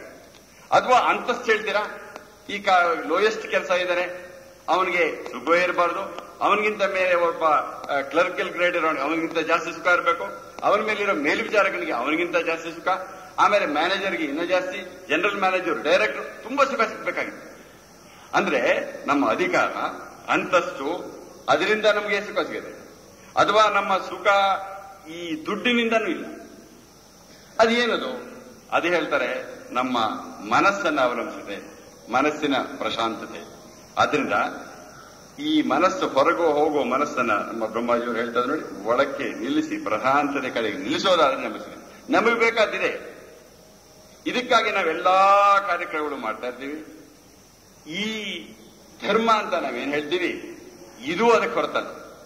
ಯಾವುದೇ ಧರ್ಮ ಇರಲಿ, ಹಿಂದೂ ಧರ್ಮ ಇರಲಿ, ಇಸ್ಲಾಂ ಧರ್ಮ ಇರಲಿ, ಕ್ರಿಶ್ಚಿಯನ್ ಧರ್ಮ ಇರಲಿ, ಪ್ರತಿ ಧರ್ಮದ ಒಂದೇ ಮುಖ್ಯ ಉದ್ದೇಶ ನಮಗೆ ಸುಖ, ಶಾಂತಿ, ನೆಮ್ಮದಿ, ಆನಂದ. ಅದರಲ್ಲಿ ಇದ್ರಲ್ಲಿ ನಮ್ಗೆ ಸಿಗ್ತಾ ಇದೆಯಾ ನೋಡ್ಬೇಕು. ಒಂದು ನೋಡಿ, ಈ ಅದಕ್ಕಾಗಿ ನಾವು ಕೆಲವು ಧರ್ಮದಲ್ಲಿ 2 ಮುಖಗಳಿವೆ. ಒಂದು ವಿಧಿಗಳು, ಕೆಲವು ಕರ್ಮಗಳು ಮಾಡ್ತೀವಿ, ಕೆಲವು ಕಾರ್ಯಕ್ರಮಗಳು ಮಾಡ್ತೀವಿ. ಇನ್ನೊಂದು ತತ್ವಜ್ಞಾನ ಅಂತ. ಈ ಧರ್ಮದ 2 ಮುಖಗಳು, religion and philosophy and rituals and philosophy. Religion ಅಲ್ಲಿ 2 ಮುಖಗಳು, ಒಂದು ಧಾರ್ಮಿಕ ವಿಧಿಗಳು, ಮತ್ತೊಂದು ಆ ತತ್ವಜ್ಞಾನ. ಇದು ಒಂದನ್ನ ಬಿಟ್ಟು ಇನ್ನೊಂದಿಲ್ಲ. ವಿಧಿಗಳು ಮತ್ತೆ ತತ್ವಜ್ಞಾನ ಬೇರೆ ಬೇರೆ ಅಲ್ಲ. ಈ ರಿಚುವಲ್ ಅಥವಾ ಈ ವಿಧಿಗಳು ಅಂದ ಕೂಡಲೇ ನಾನು ಹೇಳಿದೆ ಮೊದಲು, ಇದು ಧರ್ಮದ ಒಂದು ಮುಖ್ಯವಾದ ಮುಖ. ಇದನ್ನ ನಾವು ಮಾಡ್ತಾರೋ ಉದ್ದೇಶ ಏನು, ನಮಗೆ ಆನಂದ ಸಿಗಬೇಕು. ಆದ್ರೆ ಈ ಹೇಗಾಗೋಗ್ಬಿಟ್ಟಿದೆ ಈಗ ಅಂತಂದ್ರೆ, ಜನಗಳಲ್ಲಿ ಇದರ ನಂಬಿಕೆನ ಹೊರಟೋಗ್ಬಿಟ್ಟಿದೆ. ಆಮೇಲೆ ಈ ಪದ ನೋಡಿದ್ರೆ ಜನಗಳು ಓಡೋಗ್ಬಿಡ್ತಾರೆ. ರಿಚುವಲ್ಸ್ ಅಂತಂದ್ರೆ ಈಗ ನೋಡಿ, ಕೇಳಿರ್ಬೇಕು, ಯಾರಾದ್ರೂ ಒಂದು ಕೆಲಸನ ಏನು ಅರ್ಥಶೂನ್ಯವಾಗಿ ಮಾಡ್ತಾ ಇದ್ರೆ, ಏನು ಪ್ರಯೋಜನವಿಲ್ಲದ ರೀತಿ ಮಾಡ್ತಾ ಇದ್ರೆ, ಏನೋ ಯಾಂತ್ರಿಕವಾಗಿ ಮಾಡ್ತಾ ಇದ್ರೆ ಹೇಳ್ತಾ ಇದೀವಿ, is doing it in A ritualistic way ಅಂತ. ಅಂದ್ರೆ ನಮ್ಮರ್ಥ ಏನು, ಒಂದು ರಿಚುವಲ್ ಅಥವಾ ವಿಧಿ ಏನಂತಂದ್ರೆ ಏನೋ ಒಂದು ಯಾಂತ್ರಿಕವಾಗಿ ಮಾಡೋದು, ಅರ್ಥಶೂನ್ಯವಾಗಿ ಮಾಡೋದು, ಅಪ್ರಯೋಜನಕವಾಗಿ ಮಾಡೋದು ಅಂತ. ಇದಕ್ಕೆ ನಾವೆಲ್ಲ ಕಾರಣ. ಯಾರ್ಯಾರು ನಾವು ವಿಧಿಗಳನ್ನ ಅನುಸರಣೆ ಮಾಡ್ತಾ ಇದೀವಿ, ನಾವೆಲ್ಲ ಇದಕ್ಕೆ ಕಾರಣ. ನಾವು ಇದನ್ನ ಸ್ವಲ್ಪ ಅರ್ಥ ಮಾಡ್ಕೊಂಡು, ನಮ್ಮ ಇದರ ಉದ್ದೇಶ ಏನಂತಂದ್ರೆ, ನಾವು ನೆಕ್ಸ್ಟ್ ಕೆಲವು ವಿಧಿಗಳನ್ನ ತೆಗೆದುಕೊಂಡು ನೋಡ್ತೀವಿ, ಯಾಕೆ ಈ ರೀತಿ ಆಗ್ತಾ ಇದೆ. ಸರಿಯಾಗಿ ನೋಡಿದ್ರೆ ಈ ವಿಧಿಗಳು ನಾವೀಗ ಒಂದೊಂದು ತೆಗೆದು ನೋಡುವಾಗ ನಮ್ಗೆಲ್ಲರಿಗೂ ಅರ್ಥವಾಗುತ್ತೆ. ಸರಿಯಾಗಿ ನೋಡಿದ್ರೆ ಒಂದೊಂದು ವಿಧಿನೂ ಬಹಳ ಅರ್ಥಪೂರ್ಣ, ತುಂಬಾ ಪ್ರಯೋಜನಕಾರಿ. ಅರ್ಥಶೂನ್ಯವಲ್ಲ, ಅರ್ಥಪೂರ್ಣದ್ದು. ಅಪ್ರಯೋಜನವಲ್ಲ, ಬಹಳ ಪ್ರಯೋಜನ ಇರೋದು. ಸರಿಯಾಗಿ ಅದು ಮಾಡಬೇಕಾದ ರೀತಿಯಲ್ಲಿ ಅರ್ಥಪೂರ್ಣವಾಗಿ ಅರ್ಥವನ್ನ ತಿಳಿದು ಅನುಭವಿಸಿ ಮಾಡಿದರೆ, ಅರ್ಥ ತಿಳಿಯೋದು ಎರಡು ತರ ಇದೆ. ಒಂದು ಯಾವುದೇ ಒಂದು ವಿಧಿನಲ್ಲಿ ಮೇಲ್ನೋಟಕ್ಕೆ ಒಂದು ಅರ್ಥ ಇರುತ್ತೆ, ಒಳಗಡೆ ಒಂದು ಒಳಾರ್ಥವಿರುತ್ತೆ. ಈ ಒಳಾರ್ಥವನ್ನ, ಹೊರಗೆ ಬಾಹ್ಯಾರ್ಥ ಮತ್ತೆ ಒಳಗಡೆ ಅರ್ಥ, ಈ ಎರಡು ಅರ್ಥವನ್ನು ತಿಳಿದು ಅದನ್ನು ಅನುಭವಿಸಿ ಮಾಡಿದರೆ ನೋಡಿ, ಅದು ಯಾವುದೇ ವಿಧಿಯಾಗಲಿ ಇಂಥದ್ದು ಅಂತದ್ದು ಅಂತಲ್ಲ. ಬೇಕಿದ್ರೆ ಸುಮಾರು ಒಂದು 15-20 ವಿಧಿಗಳು ನಾವು ಆಮೇಲೆ ವಿಚಾರ ಮಾಡ್ತೀವಿ. ಒಂದೊಂದು ವಿಧಿಯೂ ಕೂಡ ನಮ್ಮನ್ನ ಹಿಮಾಲಯನ್ ಹೈಟ್ಸ್ ಅಂತಾರಲ್ಲ ನೋಡಿ, ಅಷ್ಟು ಮೇಲ್ಮಟ್ಟಕ್ಕೆ ಎತ್ತಬಲ್ಲ. ಆದ್ರೆ ಈಗ ನಮ್ಗೆ ಸದ್ಯಕ್ಕೆ ಅದಾಗ್ತಾ ಇಲ್ಲ. ಯಾಕಾಗ್ತಾ ಇಲ್ಲ ವಿಚಾರ ಮಾಡುವ. ನಮ್ಮ ಹೇಳಿದ್ವು ಧಾರ್ಮಿಕ ವಿಧಿಗಳು ಬಹಳ ಪ್ರಯೋಜನಕಾರಿ, ಫಲಕಾರಿ. ಆದ್ರೆ ಈಗ ಫಲಕಾರಿ ಆಗ್ತಾ ಇಲ್ಲ. ಯಾಕೆ ಫಲಕಾರಿ ಆಗ್ತಾ ಇಲ್ಲ? ಈ ವಿಧಿಗಳನ್ನ ನಾವು ಆಚರಿಸಬೇಕೆ ಬಿಡಬೇಕೆ? ಯಾಕೆ ಆಚರಿಸಬೇಕು? ಏನು ಪ್ರಯೋಜನ ಇಲ್ಲದ ಯಾಕೋಸ್ಕರ ಆಚರಿಸಬೇಕು? ನಾವು ಸೂಪರ್ಸ್ಟಿಷನ್ ಆಗಿ ಮಾಡಲೇಬೇಕು ಅಂತ ಹೋಗೋದು ಬೇಡ. ನಾವು ವಿಚಾರ ಮಾಡಬೇಕು. ಅದರಿಂದ ಏನಾದ್ರೂ ಪ್ರಯೋಜನ ಇದ್ರೆ ಮಾಡುವ, ಇಲ್ಲ ಹೋದ್ರೆ ವಿಲ್ ಡಿಸ್ಕಾರ್ಜ್ ಇಟ್, ಬಿಟ್ಬಿಡುವ. ಆದ್ರೆ ಬಿಡೋದಕ್ಕೆ ಮುಂಚೆ ಅದರಲ್ಲಿ ಏನಾದ್ರೂ ಅರ್ಥವೀಯ, ನಮ್ಗೆ ಈ ತರ ಪ್ರಯೋಜನವಾಗದೇ ಇದ್ರೆ ಕಾರಣ ಏನು ಅಂತಂದು ನೋಡಿ. ಒಂದು ಈ ವಿಧಿಗಳನ್ನ ಒಂದೊಂದಾಗಿ ತಗೊಳ್ಳೋದಕ್ಕೆ ಮುಂಚೆ ನಾವು ಒಂದು ವಿಷಯ ಹೇಳ್ಬೇಕು ಅಂತ ಇದೀವಿ. ಈ ಧಾರ್ಮಿಕ ವಿಧಿಗಳಲ್ಲಿ ಸಾಮಾನ್ಯವಾಗಿ 3 ತರ ಇರುತ್ತೆ. ಒಂದು, ಕೆಲವು ಕ್ರಿಯೆಗಳಿರುತ್ತೆ. ಎಲ್ಲ ನೋಡಿದಿರ, ಎಲ್ಲ ವಿಧಿಗಳನ್ನ ನಾವು ಮಾಡ್ತಾನೆ ಇದೀವಿ, ಆಚರಣೆ ಮಾಡಿದೀವಿ, ನಿಮ್ಗೆಲ್ಲ ಅರ್ಥವಾಗುತ್ತೆ. ಇದು ಕೆಲವು ಕ್ರಿಯೆಗಳಿರುತ್ತೆ. ಆಮೇಲೆ ಕೆಲವುಗಳ ಪದಗಳ ಉಚ್ಚಾರಣೆ ಇರುತ್ತೆ. ಒಂದೊಂದು ಶ್ಲೋಕ ಇರ್ಬೋದು ಅಥವಾ ಮಂತ್ರ ಇರ್ಬೋದು. ಆಮೇಲೆ ಕೆಲವು ವಿಚಾರ ಕ್ರಿಯೆಗಳು. ಇದು 3. ಇಲ್ಲ ಇದು ಕೆಲವು ಕಾರ್ಯಗಳು, ಇಲ್ಲ ಕೆಲವು ಪದಗಳು, ಶ್ಲೋಕ ಮಂತ್ರ ಇತ್ಯಾದಿ, ಅಥವಾ ಕೆಲವು ವಿಚಾರ ಕ್ರಿಯೆಗಳು. ಸರಿಯಾಗಿ ಈ ವಿಧಿಗಳನ್ನ ಅರ್ಥ ಮಾಡಿಕೊಂಡು ಅನುಭವಿಸಿ ಮಾಡಿದರೆ ಮೊಟ್ಟ ಮೊದಲನೇದಾಗಿ ನಮ್ಮ ಶಾರೀರಕ್ಕೆ ವ್ಯಾಯಾಮ ಆಗುತ್ತೆ. ನಾನು ಬಹಳ ಸ್ಥೂಲವಾದ ವಿಚಾರ ಮೊದಲು ಹೇಳ್ತಾ ಇದ್ದೀನಿ. ಏನಾಗದೆ ಹೋದ್ರೂ ನಮ್ಮ ಶರೀರಕ್ಕೆ ವ್ಯಾಯಾಮ ಆಗುತ್ತೆ. ಬಹಳ ಇದು ಹೇಳ್ಬೋದು, ಏನು ಹಿಂಗೆ ಹೇಳ್ತಾ ಇದ್ದೀರಲ್ಲ ಅಂತ. ಒಂದೊಂದು ಕ್ರಿಯೆಗಳು ತಗೊಂಡ್ರೆ ನೀವು ಒಪ್ತೀರಾ? ನೀವೇ ಆಚೆ ವಿಚಾರ ಮಾಡಿದ್ರೆ ತಮಗೂ ಅರ್ಥವಾಗತ್ತೆ, ಅರ್ಥನೂ ಆಗೂ ಇರುತ್ತೆ. ಕೆಲವು ಶಾರೀರಿಕ ವ್ಯಾಯಾಮ, ಆಮೇಲೆ ಇನ್ನು ಕೆಲವು ನಮ್ಮ ಮನಸ್ಸಿನ ಆರೋಗ್ಯ, ಮೆಂಟಲ್ ಸ್ಟೇಟ್ ಅಂತ ಏನಂತೆ, ಅದು ಸ್ವಲ್ಪ ಇಂಪ್ರೂವ್ ಆಗುತ್ತೆ. ಮಾನಸಿಕ ಆರೋಗ್ಯ ಇಂಪ್ರೂವ್ ಆಗುತ್ತೆ. ಈ ಮಾನಸಿಕ ಆರೋಗ್ಯಕ್ಕೂ ನಮ್ಮ ದೈಹಿಕ ಆರೋಗ್ಯಕ್ಕೂ ಬಹಳ ಸಂಬಂಧ ಉಂಟು. ನಮ್ಮ ಕೆಲವು ಈ ದೈಹಿಕ ಕಾಯಿಲೆಗಳಿದೆ ನೋಡಿ, ಅದು ಬ್ಲಡ್ ಪ್ರೆಷರ್ ಇರ್ಬೋದು, ಅಲ್ಸರ್ ಇರ್ಬೋದು, ಹೈಪರ್ ಟೆನ್ಷನ್, ಹಾರ್ಟ್ ಅಟ್ಯಾಕ್, ಆಮೇಲೆ ಕಿಡ್ನಿಗಳ ತೊಂದರೆ, ಈವನ್ ಕ್ಯಾನ್ಸರ್, ಇವಕ್ಕೂ ಮಾನಸಿಕ ಇದಕ್ಕೂ ಗೊಂದಲಕ್ಕೂ ಸಂಬಂಧ ಉಂಟು. ನಮ್ಮ ಮನಸ್ಸಿನ ಆರೋಗ್ಯ ಕೆಟ್ಟರೆ ಈ ನಮ್ಮ ದೇಹದಲ್ಲಿ ಏನೇನು ಅನಾರೋಗ್ಯ ಬರುತ್ತೆ ಅವೆಲ್ಲ ಆಗುತ್ತೆ. ನಮ್ಮ ಮನಸ್ಸಿನ ಆರೋಗ್ಯ ಅಭಿವೃದ್ಧಿ ಆದರೆ ನಮ್ಮ ದೇಹದ ಒಂದು ಆರೋಗ್ಯನೂ ಇಂಪ್ರೂವ್ ಆಗುತ್ತೆ. ಆಮೇಲೆ ಈ ರಿಚುವಲ್ಸ್ ಅಥವಾ ಈ ವಿಧಿಗಳು ನಮಗೆ ಒಂದು ಕೈಪಿಡಿ ಇದ್ದಂಗೆ. ಕೈಪಿಡಿ ಅಂತಂದ್ರೆ ನಾವು ಜೀವನ ಮಾಡ್ತಾ ಇದ್ದೀವಿ, ಈ ಪ್ರಪಂಚಕ್ಕೆ ಬಂದಾಯ್ತು ನೋಡಿ. ಈಗ ಯಾವುದೇ ಒಂದು ಸೊಫಿಸ್ಟಿಕೇಟೆಡ್ ಎಲೆಕ್ಟ್ರಾನಿಕ್ ಗ್ಯಾಡ್ಜೆಟ್ ಅಂತಾರಲ್ಲ, ಆ ತರ ಒಂದು ತಗೊಂಬಂದ್ರೆ, ಅಂಗಡಿಯಿಂದ ತಗೊಂಬಂದ್ರೆ ಆ ಪಾರ್ಸಲ್ ಜೊತೆಗೆ ಒಂದು ಕೈಪಿಡಿ ಕೊಡ್ತಾನೆ. ನಾವು ಅದನ್ನು ತಗೊಂಬಂದು ಸುಮ್ಮನೆ ಸ್ವಿಚ್ಗಳು ಹಾಕ್ಬಿಟ್ಟು ಆ ಬಟನ್ ಈ ಬಟನ್ ಆ ಬಟನ್ ಈ ಬಟನ್ ಎಲ್ಲ ಹಿಂಗೆ ಒತ್ಬಿಟ್ರೆ ಸ್ವಲ್ಪ ಹೊತ್ತಿಗೆ ಎಲ್ಲ ಕೆಟ್ಟೊಟ್ಟೋಗುತ್ತೆ, ನಮ್ಗೇನು ಪ್ರಯೋಜನವಾಗಲ್ಲ. ಆಮೇಲೆ ಯಾವುದು ನನಗೆ ಆನಂದ ಕೊಡಬೇಕಾಗಿತ್ತು, ಆನಂದಕ್ಕೋಸ್ಕರ ತಗೊಂಬಂದೆ, ಅದು ನನ್ನ ದುಃಖಕ್ಕೆ ಕಾರಣವಾಗುತ್ತೆ. ನಮ್ಗೆ ದುಡ್ಡು ಖರ್ಚು, ಆಮೇಲೆ ಎಲ್ಲ ರಿಪೇರಿ ಮಾಡಬೇಕಾಗುತ್ತೆ. ಅದೇ ರೀತಿ ಈ ಧಾರ್ಮಿಕ ವಿಧಿಗಳು ನಮಗೆ ಒಂದು ಕೈಪಿಡಿ ಇದ್ದಂಗೆ. ಕೈಪಿಡಿ ಯಾವುದಕ್ಕೆ? ನಾವು ಹುಟ್ಟಿದಾಗ ಈ ದೇಹ, ಈ ಮನಸ್ಸು, ಬುದ್ಧಿ ಇವುಗಳ ಜೊತೆ ಬಂದಿದ್ದೀವಿ. ನಾವ್ ಅನ್ಕೊಂಡಿರೋದು ಓಹೋ ನನಗೆಲ್ಲ ಗೊತ್ತು, ನಾನು ದೇಹನ ಯಾವ ರೀತಿ ಉಪಯೋಗಿಸ್ತೀವಿ, ನನ್ನ ಮನಸ್ಸನ್ನು ಯಾವ ರೀತಿ ಮಾಡ್ಕೋಬೇಕು, ಬುದ್ಧಿ ಯಾವ ರೀತಿ ಮಾಡ್ಬೇಕು ಅಂತ. ಸತ್ಯವಾಗ್ಲೂ ತಿಳಿಬೇಕಂದ್ರೆ ನಮಗೆ ಇದ್ರ ಬಗ್ಗೆ ಗೊತ್ತಿಲ್ಲ. ನಮಗೇನಾದ್ರೂ ನಮ್ಮ ದೇಹ ಮನಸ್ಸು ಬುದ್ಧಿಯನ್ನು ಯಾವ ರೀತಿ ನಾವು ನಡೆಸ್ಕೋಬೇಕು ಅಂತ ಗೊತ್ತಿದ್ರೆ ನಾವು ಇಷ್ಟೊಂದು ಒದ್ದಾಡ್ತಾ ಇರಲಿಲ್ಲ. ಈ ವಿಧಿಗಳು ನಾವು ನೋಡುವಾಗ ಮುಂದೆ ಹೋಗುವಾಗ ನೋಡ್ತೀವಿ, ಇದು ನಮ್ಮ ಜೀವನಕ್ಕೆ ಒಂದು ಕೈಪಿಡಿ ಇದ್ದಂಗೆ. ಯಾವ ರೀತಿ ನಾನು ಈ ಪ್ರಪಂಚದಲ್ಲಿ ಜೀವನ ಮಾಡಬೇಕು ಅನ್ನೋದನ್ನ ಈ ವಿಧಿಗಳು ಅದು ಮುಂದೆ ನೋಡ್ತೀವಿ, ಅದು ತಿಳಿಸ್ಕೊಡ್ತೀವಿ. ಆಮೇಲೆ ಒಂದು ದೇಹವಾಯ್ತು, ಒಂದು ಮನಸ್ಸಾಯ್ತು, ಜೀವನ ನಡೆಸೋ ರೀತಿ ಆಯ್ತು.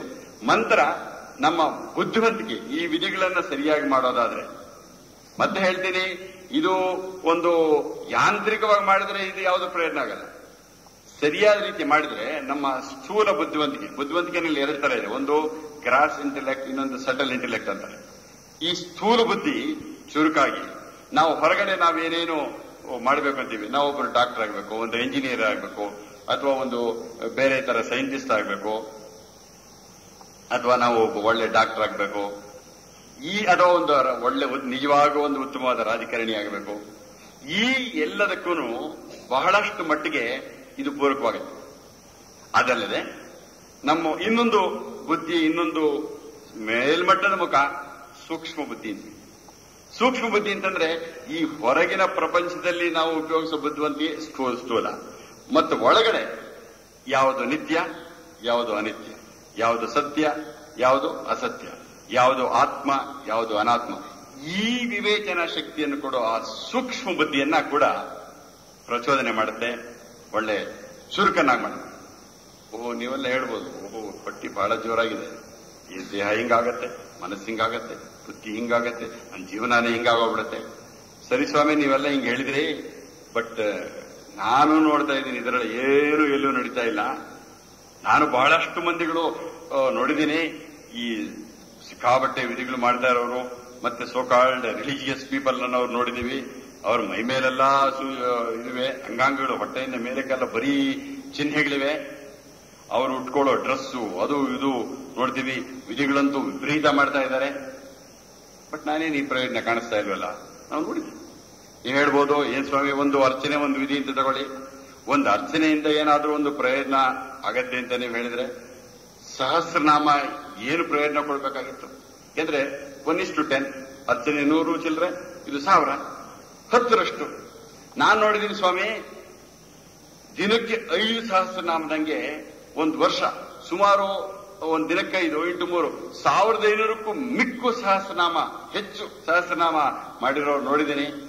ಬಟ್ ನಾ ಏನು ಅವ್ರಲ್ಲಿ ಏನು ಕಾಣಿಸ್ತಾ ಇರೋಲ್ಲ, ಇವೇನೋ ಉದ್ದಕ್ಕೆ ಪಟ್ಟಿ ಕೊಟ್ರಿ ಅಂತ ಹೇಳ್ತಾರೆ. ಇದೇ ನಮ್ಮ ವಿಚಾರಣದ ಒಂದು ವಿಷಯ. ಯಾಕೆ ಅಲ್ಲಿ ಫಲಕಾರಿ ಆಗ್ತಾ ಇಲ್ಲ ಅಂತಂದ್ರೆ, 100ಕ್ಕೆ 90 ಭಾಗ ಅಷ್ಟೊಂದು ವಿಧಿಗಳನ್ನು ಅವ್ರು ಮಾಡಿದ್ರು ಕೂಡ ಅವರು ಅದರ ಅರ್ಥವನ್ನ ಗ್ರಹಣೆ ಮಾಡ್ತಾ ಇಲ್ಲ. ಸ್ಥೂಲ ಅರ್ಥ ಮತ್ತೆ ಒಳಗಿನ ಅರ್ಥ ನೋಡ್ತಾ ಇಲ್ಲ, ಅಥವಾ ಅದನ್ನ ನೋಡಿ ಅರ್ಥ ಮಾಡಿ ಮನನ ಮಾಡಿಕೊಂಡ್ರು ಅದನ್ನ ಆಚರಣೆಗೆ ತಂದಿಲ್ಲ. ಆದ್ರಿಂದ ಆ ವಿಧಿಗಳು ಫೇಲ್ ಆಗ್ತಾ ಇವೆ. ಮನೆ ಬ್ರಹ್ಮಾಜಿಯವರು ಮಾರವಾಗ ಹೇಳಿದ್ರು, ಈ 100 ಒಂದು 20-30 ಬಾವಿ ತೆಗೆದಿದ್ರು ಅಂತ ಹೇಳಿದ್ರು ನೋಡಿ. ಅದರಲ್ಲಿ 20-30 ಬಾವಿ ತೆಗೆದ್ರು ಏನು ಪ್ರಯೋಜನವಾಗಿಲ್ಲ. ಅದೇ ಹೇಳಿದ್ರು, ಒಂದೇ ಬಾವಿನ ಆಳವಾಗಿ ತೆಗೆದಿದ್ದರೆ ನೀರು ಸಿಕ್ತಿತ್ತು ಅಂತ ಹೇಳಿದ್ರು.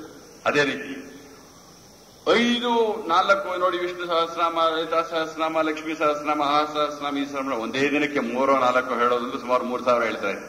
ಅದರ ಬದಲು ಬರೀ ಒಂದು 12, ಒಂದು 12 ಆ ಹೇಳುವಾಗ ಅರ್ಥಪೂರ್ಣವಾಗಿ ಏನಾದ್ರೂ ಮಾಡಿದ್ರೆ ಅದರ ಪ್ರಯೋಜನ ಈ 5000ಕ್ಕಿಂತ ಜಾಸ್ತಿ.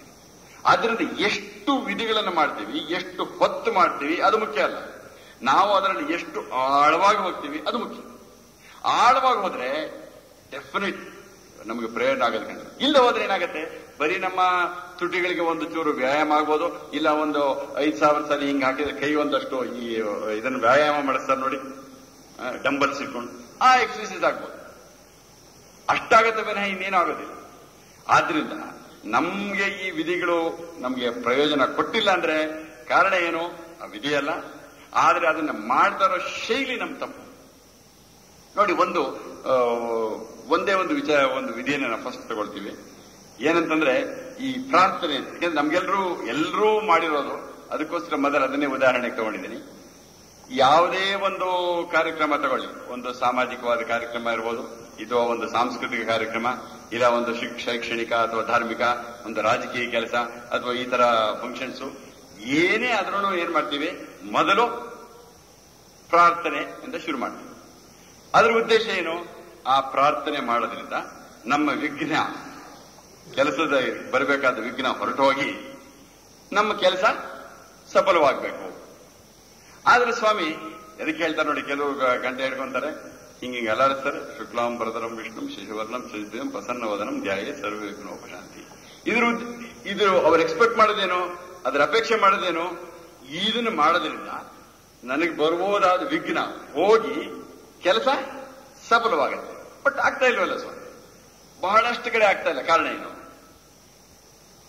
ನೋಡಿ, ಈ ಕೆಲಸ ಸಫಲವಾಗಬೇಕಂದ್ರೆ ಅಥವಾ ವಿಫಲವಾಗಬೇಕಂದ್ರೆ ಮುಖ್ಯವಾಗಿ ನಮ್ಮ ಆಗ್ಬೇಕಾದ್ದು ನಮ್ಮ ಮನಸ್ಸು.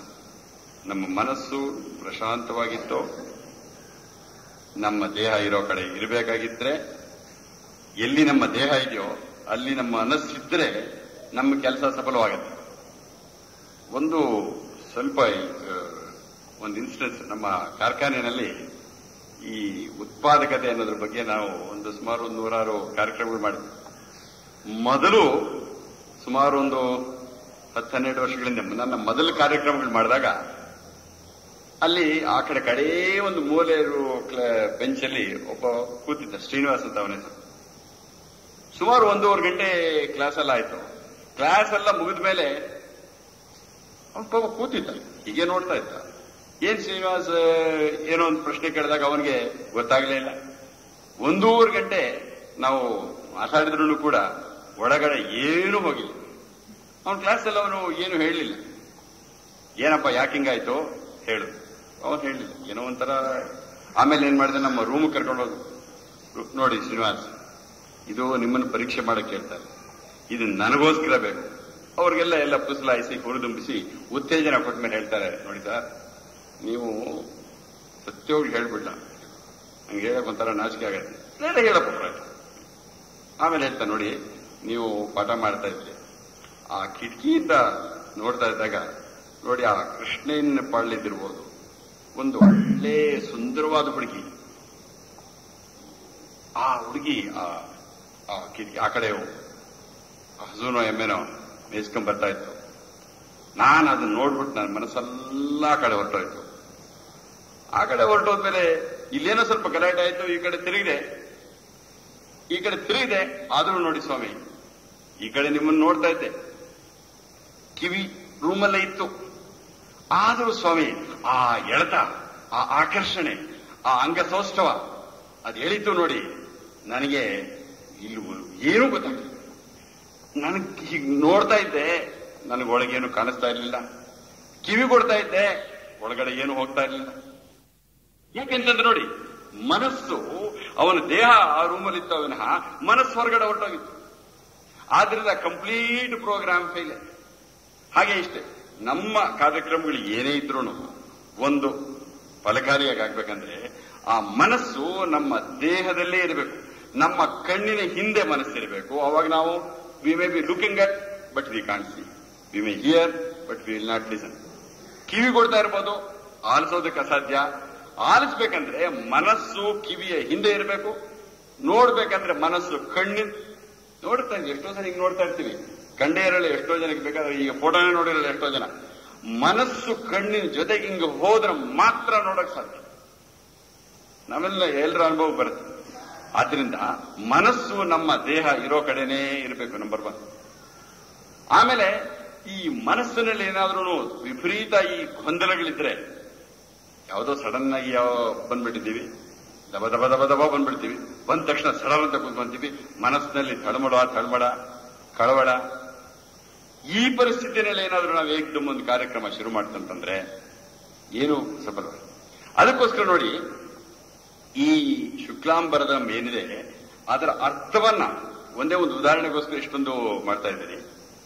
ಅದರ ಅರ್ಥವನ್ನ ನಾವೇನಾದ್ರೂ ನೋಡ್ತು ಅಂತಂದ್ರೆ ಅದರಲ್ಲಿ ಏನ್ ಹೇಳುತ್ತೆ, ಶುಕ್ಲ ಅಂಬರಧರ, ಇದು ಬಿಳಿ ಅಂಬರ ಬಟ್ಟೆ ಹಾಕೊಂಡ್ರವನು, ವಿಷ್ಣು ಸರ್ವವ್ಯಾಪಿ, ಶಶಿವರ್ಣಂ ಚಂದ್ರನಂತ ಬಣ್ಣವುಳ್ಳವನು, ಚತುರ್ಭುಜಂ 4 ಭುಜಗಳು, ಎಲ್ಲ ಅಭಯ ಹಸ್ತ ಇದೆ, ನಿನ್ನನ್ನು ಕಾಪಾಡ್ತೀನಿ, ಯೋಚನೆ ಮಾಡಬೇಡನಂತೆ. ಪ್ರಸನ್ನ ವದನಂ, ಅದರ ಮುಖ ವದನ ಪ್ರಸನ್ನವಾಗಿದೆ, ಅದನ್ನ ನಾನು ಧ್ಯಾನ ಮಾಡಿದರೆ ಸರ್ವ ವಿಘ್ನ ಉಪಶಾಂತಿ. ಆದ್ರಿಂದ ನಮ್ಮ ಕಾರ್ಯಕ್ರಮದ ವಿಘ್ನಗಳು ಹೋಗ್ಬೇಕಂತಂದ್ರೆ ಗಂಟೆ ಹಿಡ್ಕೊಂಡು ಈ ಮಂತ್ರ ಹೇಳಿದ್ರೆ ಏನೂ ಆಗಲ್ಲ ಸ್ವಾಮಿ. ಅದಕ್ಕೆ ನಾವು ಹೇಳೋದು ಇದು ಫೇಲ್ ಆಗ್ಬಿಡ್ತು ಅಂತೀವಿ. ಅದಕ್ಕೆ ಕಾರಣ ಏನು? ನಾವು ಬರೀ ಆ ಮಂತ್ರವನ್ನ ಹೇಳಿದ್ವೋ ವಿನಃ ಆ ಮಂತ್ರದಲ್ಲಿ ಹೇಳಿದ್ದನ್ನ ಅರ್ಥ ತಿಳ್ಕೊಳ್ಳಿಲ್ಲ, ಅದರ ಅನುಷ್ಠಾನ ಮಾಡಲಿಲ್ಲ. ಈ ಒಂದೇ ಒಂದು ಸ್ಮಾಲ್ ಎಕ್ಸರ್ಸೈಸ್ ಮಾಡುವ. ದಯವಿಟ್ಟು ಎಲ್ಲರೂ ಸ್ಟ್ರೈಟ್ ಆಗಿ ಕೂತ್ಕೊಳ್ಳಿ. ಬೆನ್ನು ವರ್ಟಿಕಲ್ ಆಗಿರಲಿ. ದಯವಿಟ್ಟು ಕಣ್ಣು ಮುಚ್ಚಿ. ಅದರಲ್ಲಿ ನೀವು ಆಕಾಶನ ನೋಡ್ಕೊಳ್ಳಿ. ಆಕಾಶನ ನಿಮ್ಮ ಮನಸ್ಸಿನಲ್ಲಿ ತಗೊಳ್ಳಿ. ಆಕಾಶ ಅಂತಂದ್ರೆ ನೋಡಿ, ಭೂಮಿಗಿಂತ ಸೂಕ್ಷ್ಮ ನೀರು, ನೀರಿಗಿಂತ ಸೂಕ್ಷ್ಮ ಬೆಂಕಿ, ಬೆಂಕಿಗಿಂತ ಸೂಕ್ಷ್ಮ ಗಾಳಿ, ಅದಕ್ಕಿಂತ ಸೂಕ್ಷ್ಮವಾದದ್ದು ಆಕಾಶ. ಹೋಲ್ ಈ ಅರ್ಥ ಅಂತ ಏನಿದೆ ಅದೆಲ್ಲಾನು ಆಕಾಶದಲ್ಲಿದೆ. ದಯವಿಟ್ಟು ಆಕಾಶವನ್ನ ನಿಮ್ಮ ಮನಸ್ಸಿನಲ್ಲೇ ಧ್ಯಾನ ಮಾಡಿ. ವಿಶಾಲವಾಗಿದೆ ನೀರ ಆಕಾಶ, ಬಹಳ ವಿಸ್ತಾರವಾಗಿದೆ, ಶುರು ಇಲ್ಲ ಕೊನೆ ಇಲ್ಲ, ತುಂಬಾ ಸೂಕ್ಷ್ಮವಾದ. ಅದರಲ್ಲಿ ಬಿಳಿ ಬಟ್ಟೆ ಹಾಕೊಂಡ್ರಂತ ನಿಮ್ಮ ಇಷ್ಟ ದೇವತೆಯನ್ನ ಜ್ಞಾಪಿಸ್ಕೊಳ್ಳಿ. ನೋಡಿ ಮನಸ್ಸಿನಲ್ಲೇ. ನಿಮ್ಮ ಮೂರ್ತಿ ಅಭಯ ಹಸ್ತ ಇದೆ, ಹೇಳ್ತಾ ಇದೆ, ಏನು ಹೆದರಬೇಡ, ನಿನ್ನನ್ನು ಕಾಪಾಡ್ತೀನಿ, ನಿನ್ನನ್ನು ಕಾಪಾಡ್ತೀನಿ.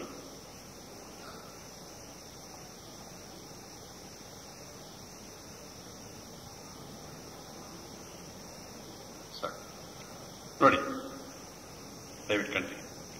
ಒಂದೇ ಸುಮಾರು ಒಂದು 30 ಸೆಕೆಂಡ್ ನಾವು ಮಾಡಿದೀವಿ ಅಷ್ಟೇ. ಅದರಲ್ಲೂ ನಾವು ಆ ಮೂರ್ತಿಯನ್ನ ಫಸ್ಟ್ ಆಕಾಶ, ಅದನ್ನ ನಾವು ಯೋಚನೆ ಮಾಡಿದಾಗ ನಮ್ಮ ಮನಸ್ಸೇ ಒಂಥರ ವಿಚಾರವಾಗತ್ತೆ. ಅದರಲ್ಲಿ ನಮ್ಮ ಮೂರ್ತಿ, ಅದರ ಮಖ ಪ್ರಸನ್ನ, ಅವಾಗ ನಾವೆಲ್ಲ ಪ್ರಸನ್ನವಾಗ್ತೀವಿ. ಅವಾಗ ಏನಾಗುತ್ತೆ, ನಮ್ಮ ಮನಸ್ಸಿನ ಸ್ವಲ್ಪ ತಳಮಳ, ಅಶಾಂತಿ ಸ್ವಲ್ಪ ಮಟ್ಟಿಗೆ ಕಮ್ಮಿ ಆಗುತ್ತೆ. ಸೊ ಈ ರೀತಿ ಪ್ರಶಾಂತವಾದ ಮನಸ್ಸಿನಲ್ಲಿ ನಾವು ಏನೇ ಕೆಲಸ ಮಾಡಲಿ ಸ್ವಾಮಿ, ಎಕ್ಸ್ಟ್ರಾರ್ಡಿನರಿ ಎಫಿಷಿಯಂಟ್, ನಮ್ಮ ದಕ್ಷತೆ ಬಹಳ ಹೆಚ್ಚುತ್ತೆ. ಆದ್ರೆ ನಮ್ಮ ಮನಸ್ಸು ತುಂಬಾ ತಳಮಳ ಇದ್ರೆ ನಾವು ಯಾವುದೇ ಕೆಲಸ ಮಾಡಲಿ, ನಾವು ಆ ಕೆಲಸದ ದಕ್ಷತೆ ಕಡಿಮೆ, ನಮ್ಮ ಕೆಲಸ ಕೆಡುತ್ತೆ. ಯಾಕೆಂತಂದ್ರೆ ನಮ್ಮ ಮನಸ್ಸು ಗಜಗಜ ಅಂತ ಇದೆ. ಆ ಮನಸ್ಸಿಂದ ನಾವು ಏನು ಕೆಲಸ ಮಾಡಿದ್ರು ಕೆಲಸ ಕೆಡುತ್ತೆ. ಅದೇ ಆ ಮನಸ್ಸನ್ನ ಸ್ವಲ್ಪ ಪ್ರಶಾಂತ, ನಾವೀಗ ಖರ್ಚು ಮಾಡಿದ ಎಷ್ಟು, ಸುಮಾರು 30 ಸೆಕೆಂಡ್. ಆ 30 ಸೆಕೆಂಡ್ ತಗೊಂಡು ಬಂದಿದ್ರಿಂದ ನೋಡಿ, ಈ ಪರಿಸ್ಥಿತಿನಲ್ಲಿ ನಾವು ಏನೇ ಕೆಲಸ ಮಾಡಲಿ ನಮ್ಮ ದಕ್ಷತೆ ಬಹಳ ಇಂಪ್ರೂವ್ ಆಗುತ್ತೆ. ಅದಕ್ಕೆ ನಾವು ಹೇಳೋದು, ಅದ್ ನೋಡಿ, ಇದು ಫಲಕಾರಿ ಆಯ್ತು. ಬರೀ ಗಂಟೆ ಹಿಡಿದು ಹಿಂಗಲ್ಲಾಡ್ತಿದ್ರೆ ಫಲಕಾರಿ ಆಗ್ಲಿಲ್ಲ. ಆದ್ರಿಂದ ನಾವು ಈ ಪ್ರಾರ್ಥನೆ ಅನ್ನೋ ಒಂದು ವಿಧಿ ನಿಷ್ಪ್ರಯೋಜಕ, ಪರಿಣಾಮವಿಲ್ಲ ಅಂತ ತೆಗಳೋದು ಬೇಡ. ಆದ್ರೆ ನಾವು ಯಾಂತ್ರಿಕವಾಗಿ ಗಂಟೆ ಹೊಡೆದು ಮಂತ್ರ ಹೇಳಿದರೆ ಡೆಫಿನೆಟ್ ಅದು ಏನು ಫಲಕಾರಿ ಆಗೋದಿಲ್ಲ. ಆದ್ರಿಂದ ಇದನ್ನ ನಾವು ತಿಳ್ಕೋಬೇಕಾಗುತ್ತೆ. ಸೊ ಅದರ ಮಂತ್ರ ಯಾವಾಗ ನಾವು ಅರ್ಥ ಮಾಡಿ, ಶುಕ್ಲಾಂಬರಧರಂ ವಿಷ್ಣು ಶಿಶುವರ್ಣಂ ಸುಜುಭುಜಂ ಪ್ರಸನ್ನ ವದನಂ ಧ್ಯಾಯೇ ಸರ್ವ ವಿಘ್ನೋಪಿ. ಸುಮ್ಮನೆ 2 ಲೈನಿನ ಮಂತ್ರ, ಅದು ನಮ್ಮನ್ನ ಬಹಳಷ್ಟು, ಅದರಿಂದ ಈ ಪ್ರಾರ್ಥನೆಯ ಮಹತ್ವ. ಅದ್ರ ಜೊತೆಗೆ ಏನ್ ಮಾಡ್ತೀವಿ ನಾವು, ಆ ಪ್ರಾರ್ಥನೆಯಲ್ಲಿ ನಮ್ಗಿಂತ ಒಂದು ದೊಡ್ಡದಾದ ಒಂದು ಶಕ್ತಿ ಇದೆ. ಆ ಶಕ್ತಿ ನಮ್ಮನ್ನು ಕಾಪಾಡಲಿ ಅಂತ ಪ್ರಾರ್ಥನೆ ಮಾಡ್ತೀವಿ. ಅವಾಗ ಏನಾಗುತ್ತೆ, ನಮ್ಮಲ್ಲಿರೋ ಒಂದ್ ಸ್ವಲ್ಪ ನಾನು ಮಾಡ್ತಾ ಇದ್ದೀನಿ ಅನ್ನೋದು ಹೊರಟೋಗುತ್ತೆ. ಯಾವಾಗ ನಾನು ಮಾಡ್ತಾ ಇದ್ದೀನಿ ಅನ್ನೋದು ಹೊರಟೋಗುತ್ತೆ, ನಮ್ಮ ದಕ್ಷತೆ ಸ್ವಲ್ಪ ಮಟ್ಟಿಗೆ ಹೆಚ್ಚಾಗುತ್ತೆ. ಈವನ್ ಈ ಪ್ರಾರ್ಥನೆನ ಅಡಿಗೆ ಮಾಡೋಕ್ ಮುಂಚೆ ನೀವೇನಾದ್ರೂ ಶುಕ್ಲಾಂಬರಧರಂ ವಿಷ್ಣು ಶಿಶುವರ್ಣಂ ಪ್ರಸನ್ನವದನಂ ಧ್ಯಾಯ ಮಾಡಿದರೆ ನಮ್ಮ ಅಡಿಗೆ ಚೆನ್ನಾಗಿ ಮಾಡ್ಬೋದು. ಡೌಟ್ ಏನಿಲ್ಲ, ಇದೇನು ಹೇಳ್ಬೋದು, ಏನ್ ಹಿಂಗೆ ಹೇಳ್ತಾ ಇದ್ರೆ ಹೌದು. ನೀವು ಯಾವ್ದಾದ್ರು ಒಂದು ಪುಸ್ತಕ ಓದ್ಬೇಕು ಅಂತ ತಗೊಂತೀರಾ, ದಡ ದಡ ದಡ ದಡ ಅಂತ ಪುಸ್ತಕ ತಗೊಂಡು ಹಿಂಗೆ ನೋಡಿದ್ರೆ ಫೇಲ್ಯೂರ್ ಆಗತ್ತೆ. ಆದ್ರೆ ಈ ಪ್ರಾರ್ಥನೆ ಮಾಡಿ ನಂತರ ಪುಸ್ತಕ ಹಿಡಿ ಅನುಭವಿಸಿದ್ವಿ. ಯಾಕೆ ಕೆಲವರು ಈ ಪರೀಕ್ಷೆಗೆ ಹೋಗ್ತಾರೆ ಮಕ್ಕಳು, ಪರೀಕ್ಷೆಗೆ ಹೋದ ತಕ್ಷಣ ಅವನು ಅವರು ಕ್ವಶನ್ ಪೇಪರ್ ಕೊಟ್ಟ ತಕ್ಷಣ ಥಟ್ ಅಂತ ಹಿಂಗ್ ತೆಗೆದು ಹಿಂಗೆ ನೋಡ್ಬಿಡ್ತಾರೆ. ಬಹಳಷ್ಟು ನಾವು ನೋಡಿದೀವಿ. ಅವ್ರೇನಾಗುತ್ತೆ, ಫುಲ್ಲು ಯಾವುದೋ ಒಂದು ಕೇಸ್ನಲ್ಲಿ ಒಳ್ಳೆ ಫಸ್ಟ್ ರ್ಯಾಂಕ್ ಸ್ಟೂಡೆಂಟು, ಅವನ ಮನಸ್ಸು ಏನು ರ್ಯಾಂಕ್ ಅಂತ ಇತ್ತು. ಆಮೇಲೆ ಈ ಪೇಪರ್ ನೋಡ್ದ, ಓಹೋ ಸ್ವಾಮಿ, ಅವನ ತಲೆ ಮೇಲೆ ಕೂತ್ಕೊಂಡ, ಸುಸ್ತಾಗ್ಬಿಟ್ಟು ಆಲ್ಮೋಸ್ಟ್ ಅವನ ಇದೇ ಹೊರಟೋಯ್ತು, ಪ್ರಜ್ಞೆನೇ ಹೊರಟೋಯ್ತು. ಆಮೇಲೆ ಪಕ್ಕದಲ್ಲಿದ್ದ ಇನ್ವಿಜಿಲೇಟರ್ ಬಂದು ಅವನಿಗೊಂದು ಸ್ವಲ್ಪ ನೀರು ಕೊಟ್ಟು, ಯಾಕೆ ಹಿಂಗ ಹೋದ್ ಸ್ವಾಮಿ, ಇಷ್ಟೊಂದು ಕ್ವಶನ್ ಕೇಳ್ಬಿಟ್ಟಿದ್ದಾರೆ, ನನಗೆ ಬರೋದೇ ಇಲ್ಲ. ಆಮೇಲೆ ಸ್ವಲ್ಪ ನೀರು ಕುಡಿ ನೋಡಿದ್ರೆ ಅಲ್ಲಿ ಏನಿಲ್ಲ, 12 ಕ್ವಶನ್ ಇದೆ, ಇದರಲ್ಲಿ ನೀನು ಆನ್ಸರ್ ಮಾಡಬೇಕಾಗಿತ್ತು ಬರೀ 5. ಅವ್ನು ಫಸ್ಟ್ ಕ್ಲಾಸ್ಗೆ ಮನಸ್ಸು ಯಾವಾಗ ಪ್ರಶಾಂತ ಆಯ್ತು, ಅವನು ಫಸ್ಟ್ ಕ್ಲಾಸ್ ಮಾಡಕ್ ಶುರು ಮಾಡಿದ. ಆದ್ರಿಂದ ಇದು ಒಂದು, ಈ ವಿಧಿ, ನಾವು ಪ್ರಾರ್ಥನೆ ವಿಧಿನ ಯಾವುದೇ ಕೆಲಸ ನಾವು ಮಾಡ್ತಾ ಇದೀವಿ ಯಾಂತ್ರಿಕವಾಗಿ ಮಾಡಿದ್ರೆ ಪ್ರಯೋಜನವಿಲ್ಲ. ಆದ್ರೆ ನಾವು ಅದನ್ನು ಅರ್ಥಪೂರ್ಣವಾಗಿ ನಮ್ಮ ಮನಸ್ಸನ್ನು ಶಾಂತಗೊಳಿಸೋದಕ್ಕಾಗಿ ಮಾಡಿದ್ರೆ ಡೆಫಿನೆಟ್ ಯಾವುದೇ ಕಾರ್ಯಕ್ರಮ ಇರಲಿ ಸಕ್ಸಸ್ ಆಗುತ್ತೆ. ಇದು ಒಂದು. ಜೊತೆಗೆ ನಮ್ಮ ಪ್ರಾರ್ಥನೆ ಯಾವ ರೀತಿ ಇರಬೇಕು, ಈ ಪ್ರಾರ್ಥನೆ ಮಾಡುವಾಗ ನನಗೆ ಬೇಕು ಅಂದ್ರೆ ಆ ಪ್ರಾರ್ಥನೆಗೆ ಅವಕಾಶ ಇಲ್ಲ. ನಾವು ಏನೇ ಫಲವನ್ನ ನನಗೆ ಬೇಕು ಅಂತ ಕೇಳಬಾರದು ಅಂತ ಒಂದು ನಿದರ್ಶನ ಕೊಡ್ತಾ ಇದ್ರಲ್ಲಿ ದೊಡ್ಡವರು.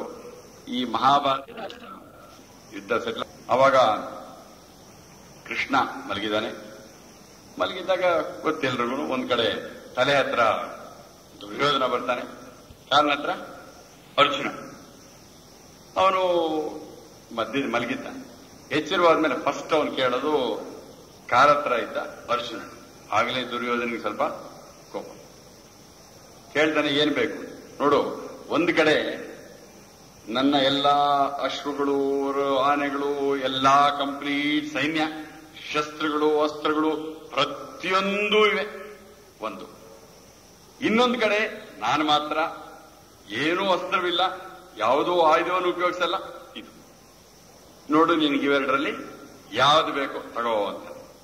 ಅರ್ಜುನ ನಮ್ಗೆಲ್ಲ ಗೊತ್ತೇನ್ ತಗೊಳ್ತಾನೆ, ಏನ್ ಬೇಕಪ್ಪ, ಆ ಅಸ್ತ್ರಗಳು ಬೇಡ, ಆ ಸೇನೆಗಳು ಬೇಡ, ಯಾವುದು ಬೇಡ, ಒಬ್ಬನೇ ಒಬ್ಬ ನಿರಸ್ತ್ರ ನೀನಿದ್ರೆ ಸಾಕು. ಇವನು ದುರ್ಯೋಧನ ನಗ್ತಾ ಇರ್ತಾನೆ, ಹುಚ್ಚ ಇವನು, ಇವನಿಗೊಂದು ಚೂರುನು ತಲೆನೇ ಇಲ್ಲ, ಇವನು ಡೆಫಿನೆಟ್ ಆಗಿ ಯುದ್ಧದಲ್ಲಿ ಸೋಲೋದು ಖಂಡಿತ. ಅಷ್ಟು ಫಸ್ಟ್ ಏನೋ ನಂಗೆ ಚಾಯ್ಸ್ ಕೊಟ್ಟಿದ್ರೆ ತಗೊಂತ ಇದ್ದೆ, ಅವನೆಲ್ಲಿ ಮೊದಲು ತಗೊಂಡ್ಬಿಡ್ತಾನೋ ಅಂತ ಇದ್ದೆ. ಸದ್ಯ ಒಳ್ಳೇದಾಯ್ತು, ಅವನು ತಗೊಂಡ. ಆಮೇಲೆ ನಮ್ಗೆ ಗೊತ್ತು ಫೈನಲ್ ಆಗಿ ಏನಾಯ್ತು, ಅರ್ಜುನ ಗೆದ್ದ, ದುರ್ಯೋಧನ ಸೋತ. ನಮ್ಮಲ್ಲಿ ನಡೀತಾ ಇರೋದು ಹೀಗೆ ಸ್ವಾಮಿ. ಏನಂದ್ರೆ ನಾವು 2 ಚಾಯ್ಸ್ ಇದೆ ನಮಗೆ. ಒಂದು, ದೇವರು ಕೊಡುವ ವಸ್ತುಗಳು, ಏನು ಕಾಮಿನಿ ಕಾಂಚನ ಅಂತ ಏನ್ ಹೇಳ್ತಾರೆ, ವಸ್ತು ವಾಹನಾದಿಗಳು, ಎಲ್ಲ ಸಕಲ ಐಶ್ವರ್ಯಗಳು, ಎಲ್ಲ ಇಂದ್ರಿಯ ಭೋಗ ವಸ್ತುಗಳು, ಅದು ಬೇಕಾ, ಇಲ್ಲ ದೇವರು ಬೇಕಾ? ನಾವು ಆ ದುರ್ಯೋಧನ ತರ ಹೋಗ್ತೀವಿ ಅಲ್ಲಿಗೆ. ನನಗೆ ಈ ಇಂದ್ರಿಯ ಭೋಗಗಳು ವಸ್ತು ಬೇಕು, ಆ ವಸ್ತು ಬೇಕು, ಈ ವಸ್ತು ಬೇಕು, ನನಗೆ ಈ ಪ್ರಪಂಚದ ಎಲ್ಲ ಐಶ್ವರ್ಯಗಳು ಬೇಕು ಅಂತ ಹೋಗ್ತೀವಿ. ಕಡೆಗೆ ನಾವು ದುರ್ಯೋಧನ ರೀತಿ ಒದ್ದಾಡಿ ಹೋಗ್ತೀವಿ.